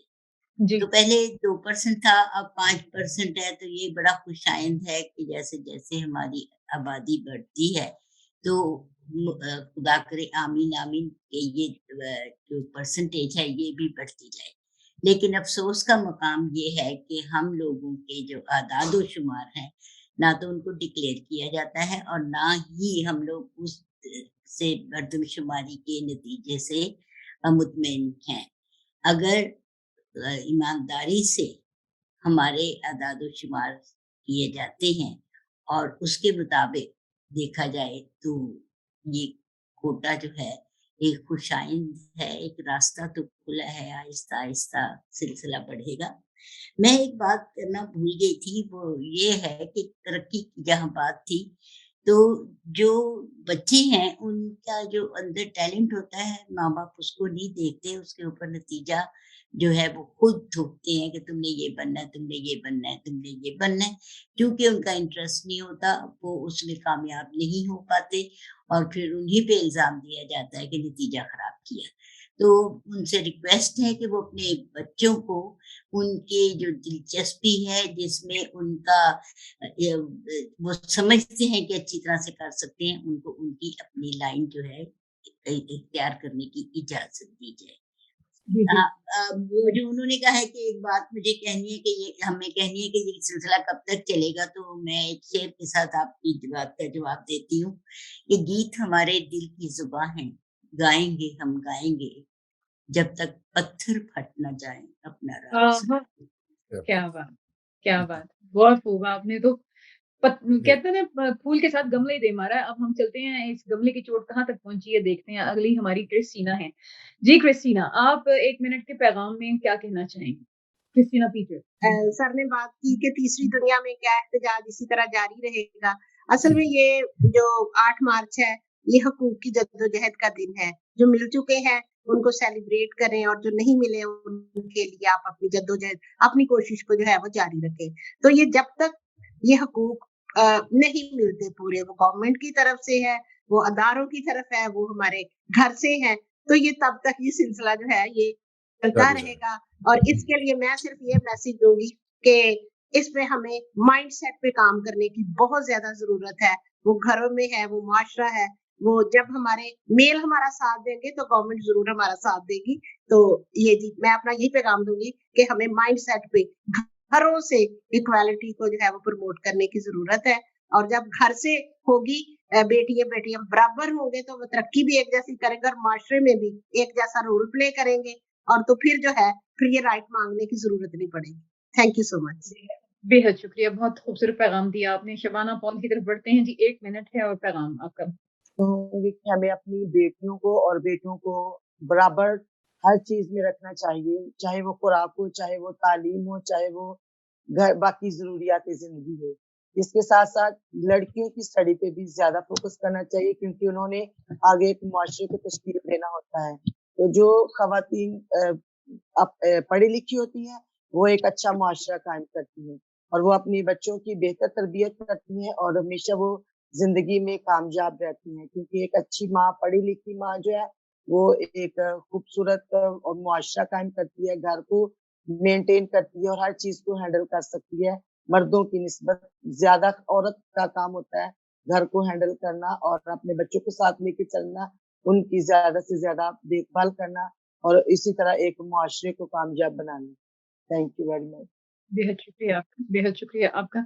जी, हमने शबाना पॉल को भी सुना। अभी हम नैन्सी यूनुस की तरफ बढ़ते हैं। जी नैन्सी, 1 मिनट है आपका पैगाम। जब हम अपने खसूसी तौर पर अपनी कम्युनिटी के हालात पाकिस्तान में देखते हैं तो थोड़ा सा परेशानी ज़रूर महसूस होती है, लेकिन मैं ये कहना चाहती हूँ कि हम जो क्रिश्चियन हैं, हमें उम्मीद रखनी चाहिए। हमें पॉजिटिव दूसरों में जितने भी, जैसे हमारी कितने एक्टिविस्ट हैं जो इतना काम कर रहे हैं फील्ड में, जैसे क्रिस्टीना है, शबाना है, और भी शीरी हैं, और भी बहुत से लोग हैं, नादिया है। सो दे कितना वो कंट्रीब्यूट कर रहे हैं हमारी सोसाइटी को, हमारी क्रिश्चियन कम्युनिटी को। तो हमें थोड़ा सा मे बी थोड़ा सा उम्मीद रखनी चाहिए, पॉजिटिव होना चाहिए, क्योंकि पूरी दुनिया में अगर देखा जाए तो एजुकेशन जो है पूरी दुनिया में अभी इसमें ये बड़ी खुशान बात है कि अभी इसमें इंक्रीज हुई है। All over the world education जो रेट है वो ऊपर जा रहा है। ये नहीं कि हम सिर्फ अपनी कंट्री के बारे में बात कर रहे हैं, ऑल जी, ओवर जी। द वर्ल्ड उसमें राइज हुआ है, जिसके बारे में हमें ये जरूर खुश में होना चाहिए। और अगेन मैं यही कहूंगी कि कम से कम जो हमारे बच्चे हैं उनको ये प्लेटफॉर्म दें कि कम से कम जो हमारी लड़कियां हैं उन पे फोकस किया जाए कि उनको प्राइमरी एजुकेशन और अगर पॉसिबल है तो मिडिल एंड हाई एजुकेशन भी के मौके फराहम किए जाएं। Thank you. बेहद बेहद शुक्रिया आपका। जी नादिया, हम चलते हैं आपकी तरफ। नादिया, 1 मिनट का पैगाम। मेरा जो है पैगाम सबके लिए यही है कि जैसे संजय साहब ने क्वेश्चन किया कि कब तक थर्ड वर्ल्ड में ये जद्दोजहद चलती रहेगी। जद्दोजहद तो जिंदगी की अलामत है, तो जद्दोजहद तो चलती ही रहेगी। अब कुछ ये है कि राइट्स अभी जो हम जिनके लिए आवाज उठा रहे हैं, कल ये राइट्स चेंज होके कोई और राइट्स की शक्ल इख्तियार कर लेगी। तो ये मुसलसल है, लेकिन ये है देखने वालों को और जितने भी इन असम्बलियों के अंदर बैठे लोग हैं, उनसे रिक्वेस्ट है कि आप कानून साज़ी करें बेहतर तरीके से। आप जब तक कॉन्स्टिट्यूशनल राइट है कि आप फैमिली राइट्स को, यानी फैमिली का तहफ़्फ़ुज़ फ़राहम किया जाएगा, तो आप अपने ही बनाए हुए कवानीन की पासदारी करवा लें। यही बेहतर है एक अच्छे माशरे की तश्कील देने के लिए। बेहद शुक्रिया आपका। जी शीरी, अब आपकी तरफ बढ़ते हैं। 1 मिनट का पैगाम। हाँ जी, मैं भी सैमसन साहब की बात को आगे बढ़ाऊंगी कि ये कब तक चलेगी, क्योंकि खड़ा हुआ पानी रहे ना तो उसमें स्मेल आ जाती है, बदबूदार हो जाता है। तो इसलिए इस पानी को चलते रहना है, राइट्स पे हमने बात करते रहना है। और हमने जो राइट्स हमारे बेसिक है, हम खवातीन के हवाले से बात करें यहाँ पे, तो मैं समझती हूँ कि जैसे 15% कोटा है फीमेल का जॉब में, ऐसे ही उस 15% कोटे में क्रिश्चियन फीमेल को भी डालना चाहिए। और जैसे कि पार्लियामेंट का जो है 35% है या 33% है फीमेल की सीट, तो मैं चाहती हूँ कि वहां पर भी 33% मिनोरिटी कोटा फीमेल भी डाला जाए। सॉरी, 33। हाँ, उसमें ना फीमेल जो है ना उसमें मिनोरिटीज भी डाली जाए उस 33 में, क्योंकि इस तरह हम ज्यादा कर सकते हैं चीजों पे, ज्यादा हमें जॉब्स मिल सकती है, ज्यादा जॉब क्रिएशन हो सकती हैं। तो खवातीन तो होंगी उसमें, 35% है तो उसमें से मिनोरिटी कोटा रखें। जैसे आम जॉब्स में 15% कोटा है, तो वहां पे भी खवातीन जो क्रिश्चियन है मिनोरिटी के, वहां पे भी रखा जाए। और इसी तरह हमने अगर इन सारी चीजों की अच्छी सी प्लानिंग कर ली, अच्छा डेटा हमारे पास आ जाता है कि हमारे पास टोटल खवातीन कितनी है, पढ़ी लिखी कितनी है, और मैरिड कितनी है, अनमैरिड कितनी है, चाइल्ड बियरिंग एज में कितनी है, तो मेरे ख्याल में हम अच्छे से काम कर सकेंगे खवातीन के। बेहद शुक्रिया आपका। तशनगी अभी बाकी है, सैमसन भाई, तशनगी अभी बाकी है। अभी मुझे एक दफ़ा फिर हमारी काबिल और मुअद्दब मोहतरम शफीक हस्ती जो है विक्टोरिया पैट्रिक, उनकी तरफ जाना है। प्रोग्राम का इख्तिताम हम करने से पहले एक दफ़ा फिर विक्टोरिया पैट्रिक की तरफ चलते हैं जी। मैं आपसे चलते-चलते एक तशनीकी बाकी रह गई कि एक शेर जो है वो प्लीज़ आप जो है वो हमारे देखने और सुनने वालों को जो है वो अनायत फरमाइए, ताकि हमारे प्रोग्राम का जो इख्तिताम है वो आपके शेर पे, और फिर उसके बाद जो है वो हमारे आखिरी जो कलमात होंगे तस्लीम करने वाले आप। तमीना जी, पहले तो मैं ये कहूंगी कि इतनी सारी बातें हमने सुनी, सबने बहुत प्यारी बातें की। आप सबका बहुत बहुत शुक्रिया। आप लोगों से, कुछ लोगों से पहली दफा मुलाकात हुई और बहुत अच्छा लगा। और मैं ये समझती हूँ कि जहाँ हम हकूक की बात करते हैं तो हम अपने फराइज को भी समझने की कोशिश करें, ताकि माहौल जो है वो मुतवाज़न रहे। तो शेर में यूं कहूंगी कि जागी नारियां तो धरती जागेगी, इनके नूर से तारीकी भागेगी। जागी नारियां तो धरती जागेगी, इनके नूर से तारीकी भागेगी। जब जब प्यार का आंचल लहराएगा, जुल्म जौर का बादल छट जाएगा। जब जब प्यार का आंचल लहराएगा, जुल्म जौर का बादल छट जाएगा। हिनाई उंगलियां करती हैं तामीरें, इनकी गोद में पलती हैं तकदीरें। हिनाई उंगलियां करती हैं तामीरें, इनकी गोद में पलती हैं तकदीरें। और जबी पे आज जो एक तारा चमकेगा, ये सूरज बन गया तो आलम दमकेगा। ये सूरज बन गया तो आलम दमकेगा। शुक्रिया। तमीना साहबा वो एक फरमाइश आई थी, शबाना साहबा भी कुछ कहती हैं, लेकिन अगर एक दो शेर पढ़ दें तो ज्यादा बचत हो जाएगी हमारी। ये खवातीन के हवाले से जो है फरमाइश थी कि शबाना साहबा भी कुछ कहती हैं शेर। तो अच्छा जी जी शबाना साहबा। जी सर, आपने भी जो नज़म मैंने पढ़ी है उसी का एक शेर आपने पहले पढ़ा था, मैं भी उसी नज़म को पढ़ूंगी। औरत हूँ इंसान हूँ मैं, औरत हूँ इंसान हूँ मैं, हिम्मत की चट्टान हूँ मैं। कायनात है जिस्म अगर तो कायनात की जान हूँ मैं। जर्रा हूँ पर अपने अंदर, जर्रा हूँ पर अपने अंदर, एक अनमोल जहान हूँ मैं। अपनी राह की हर मुश्किल को कर सकती आसान हूँ मैं। मादर भी मैं, दुख्तर भी मैं, मादर भी मैं, दुख्तर भी मैं, इज्जत हूँ और मान हूँ मैं। आने वाली सब नस्लों को देती अपना ज्ञान हूँ मैं। अरे वाह। ऐ इस दुनिया के दानाओ, ऐ इस दुनिया के दानाओ, मत समझो नादान हूँ मैं। हिम्मत की चट्टान हूँ मैं, औरत हूँ इंसान हूँ मैं। अरे वाह। इंसान हूँ मैं। बहुत खूब, बहुत। तमीना साहबा, ये पता किसकी नज़म है? गजल ये नादिया साहबा जानती है, ये मेरी लिखी हुई है।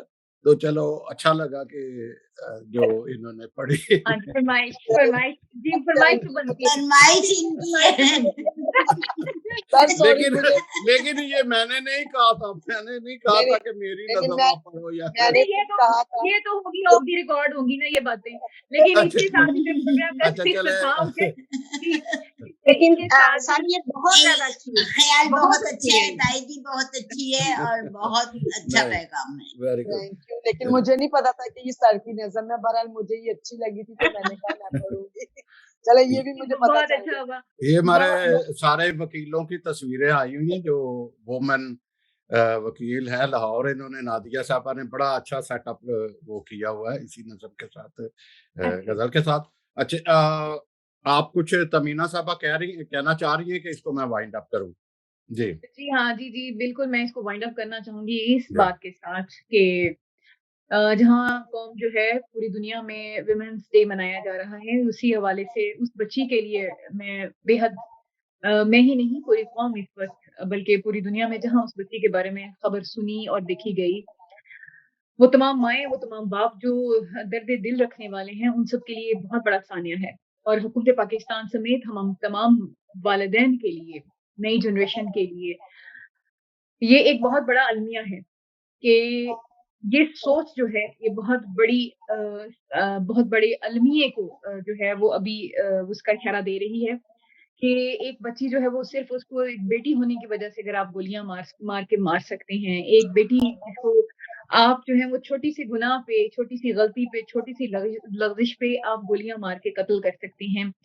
तो कसूर उस बच्ची का नहीं है, उस माँ का नहीं है, कसूर उस माँ का है जिसने आपकी तरबियत में कमी छोड़ी, कसूर उस बाप का है जिसने आपको परवान चढ़ाते हुए ये नहीं बताया कि ये बच्ची भी उतनी ही इज़्ज़त, उतने ही हकूक़ की मालिक है जितनी कि आप हैं और आप बेशक भाई हैं, बेटे हैं, बाप हैं, आपको आज भी सोचने की ज़रूरत है कि माशरे में आप अपने घर को, अपने माशरे को, अपने मुल्क को बहैसियत ज़िम्मेदार शहरी क्या दे रहे हैं और हम सवाल आज भी आप तमाम माँओं के लिए छोड़ के जाऊँगी कि क्या आप अपनी ज़िम्मेदारी जो है बहैसियत ज़िम्मेदार खातून के अदा कर पा रही हैं? स्टेट के लिए सवाल है कि पूरी दुनिया में हम अभी तक दुनिया कहाँ से कहाँ जा पहुँची, हम तीसरी दुनिया के वही वही एक आम से शहरी रहेंगे। क्यों? इसकी क्या वजह है कि ख़वातीन जो हैं वो अपने हक़ूक़ के लिए आवाज़ बुलंद करने के लिए सड़कों पे आती रहेंगी, अदालतों में उन्हें ख़ुवारी का सामना होगा, ऑफ़िसेज़ में उन्हें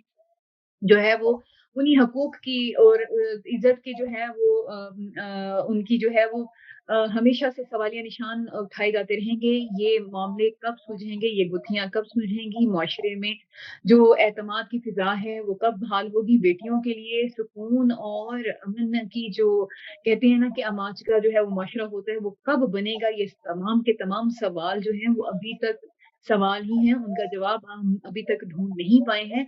इस दुआ के साथ कि हमें फिर भी उम्मीद के साथ जो है वो जीना है और उम्मीद को अपनी आने वाली नस्लों में जो है वो परवान चढ़ाना है और उनको आगाही देनी है। जब तक हम उन्हें आगाही नहीं देंगे तब तक हम एक अच्छे मुआशरे की तश्कील को मुमकिन नहीं बना सकेंगे। इसके साथ ही तहमीना राना और हमारे तमाम जो आज के मेहमान थे जिसमें शबाना पॉल मौजूद थी, हमारी नैन्सी यूनुस थी, नादिया हमीद, क्रिस्टीना पीटर और शीरी असलम के साथ हमारी इज़्ज़त माब जनाब Victoria Patrick, professor Victoria Patrick साहिबा थीं और इन तमाम मेहमानों को सैमसन जावेद के इस program Newcastle kitchen network के पेश किया जा रहा था और शकील डेविड हमारे आज के इंजीनियर उस पूरी टीम के साथ हम इस प्रोग्राम को इख्तिताम की तरफ ले जाते हुए आप सबका शुक्रिया अदा करते हैं और उम्मीद करते हैं कि आपने बहुत कुछ सीखा होगा और आप लोग मज़ीद मुस्तक़बिल में जो है हमें अपनी आरा और अपनी मोहब्बतों से नवाज़ते रहेंगे। आप सबके लिए बहुत सारी दुआओं के साथ इजाज़त चाहते हैं। अपना बहुत सारा ख़्याल रखिएगा। इसके साथ ही पाकिस्तान ज़िंदाबाद,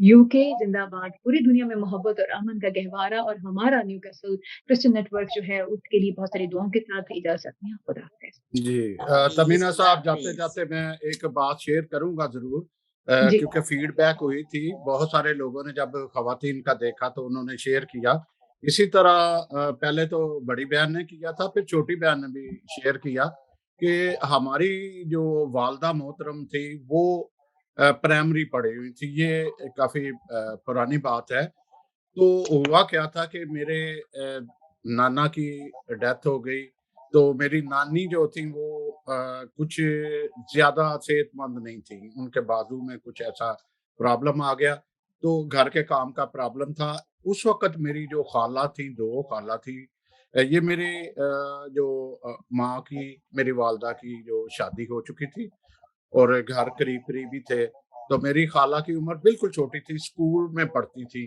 तो नानी मेरी ने कहा कि इनको जो है उठा लेते हैं घर में काम कोई करने वाला नहीं है तो उसमें क्या हुआ कि मेरी वालदा ने कहा कि नहीं इनको जो है हमने पढ़ाना है ऐसे नहीं मैं अपना घर का काम भी करूंगी और वो भी काम करूंगा फिर वो पहले अपने घर का काम खत्म करके फिर जो अपनी छोटी बहनें थी दो उनका जो है उनकी तरफ तवज्जो दी उन्हें पढ़ाया और वो खुद देखती थी हाला वो प्राइमरी पढ़ी वो 8th 9th 10th इस तरह थी लेकिन उन्होंने कहीं भी जाहिर नहीं होने दिया कि वो पढ़ी लिखी नहीं इतनी लेकिन उनकी स्टडी लेती रही आप हैरान होंगी ये सुनकर कि वो अब माए कहाँ पे हैं ये आज मैं आप सबको जो देखने वाले भी हैं उनको भी बताऊंगा कि किस तरह जो मेरी वालदा ने एक कम तलीम याफ्ता हो गए वो अपने जो बहनों के लिए ये लिया। ये बताने का मकसद ये था कि अगर हम अपने घरों में ऐसे तवज्जो देते हैं,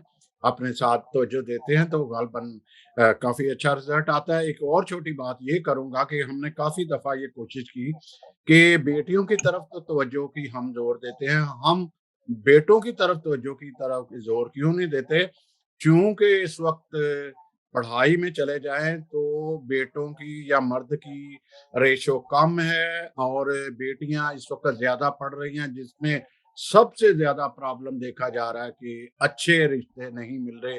ये इंतहाई मुश्किल प्रॉब्लम है। डॉक्टर, वकील इस तरह बन गई हैं और ये अभी इस तरफ माएँ जो हैं बहनें वो ध्यान दें, घर वाले ध्यान दें। इसी के साथ हम इजाज़त चाहेंगे। शुक्रिया अदा करते हुए मैं शकील डेविड का शुक्रिया अदा करूँगा जो कंट्रोल रूम में ये सारे इस नेटवर्क को चला रहे थे। फिर इनके बाद जो हमारे प्रमोटर हैं इस प्रोग्राम के वो हैं जावेद भट्टी साहब जो इसको बाद में प्रमोट करते हैं, उनका भी हम शुक्रिया करते हैं। और इस वक़्त हमारी 3 जो बेहतरीन वो यहाँ पे हैं, एक एडवाइज़र तमीना राना एडवाइज़र हैं, फिर नैन्सी साहिबा हमारी बोर्ड मेंबर हैं, फिर उसके शीरी असलम यहाँ बैठी हुई हैं, वो पंजाब की बल्कि अटक की हमारी ब्यूरो चीफ भी और एडवाइज़र भी हैं।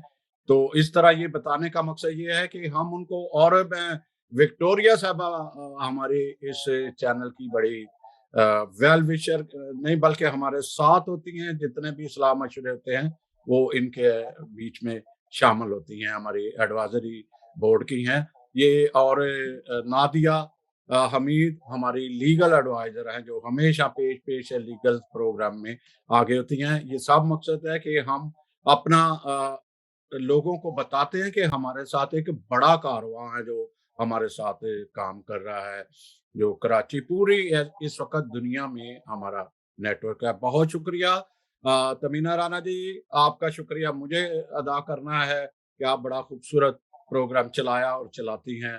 Thank you very much, take care, खुदा हाफ़िज़। काफ़ी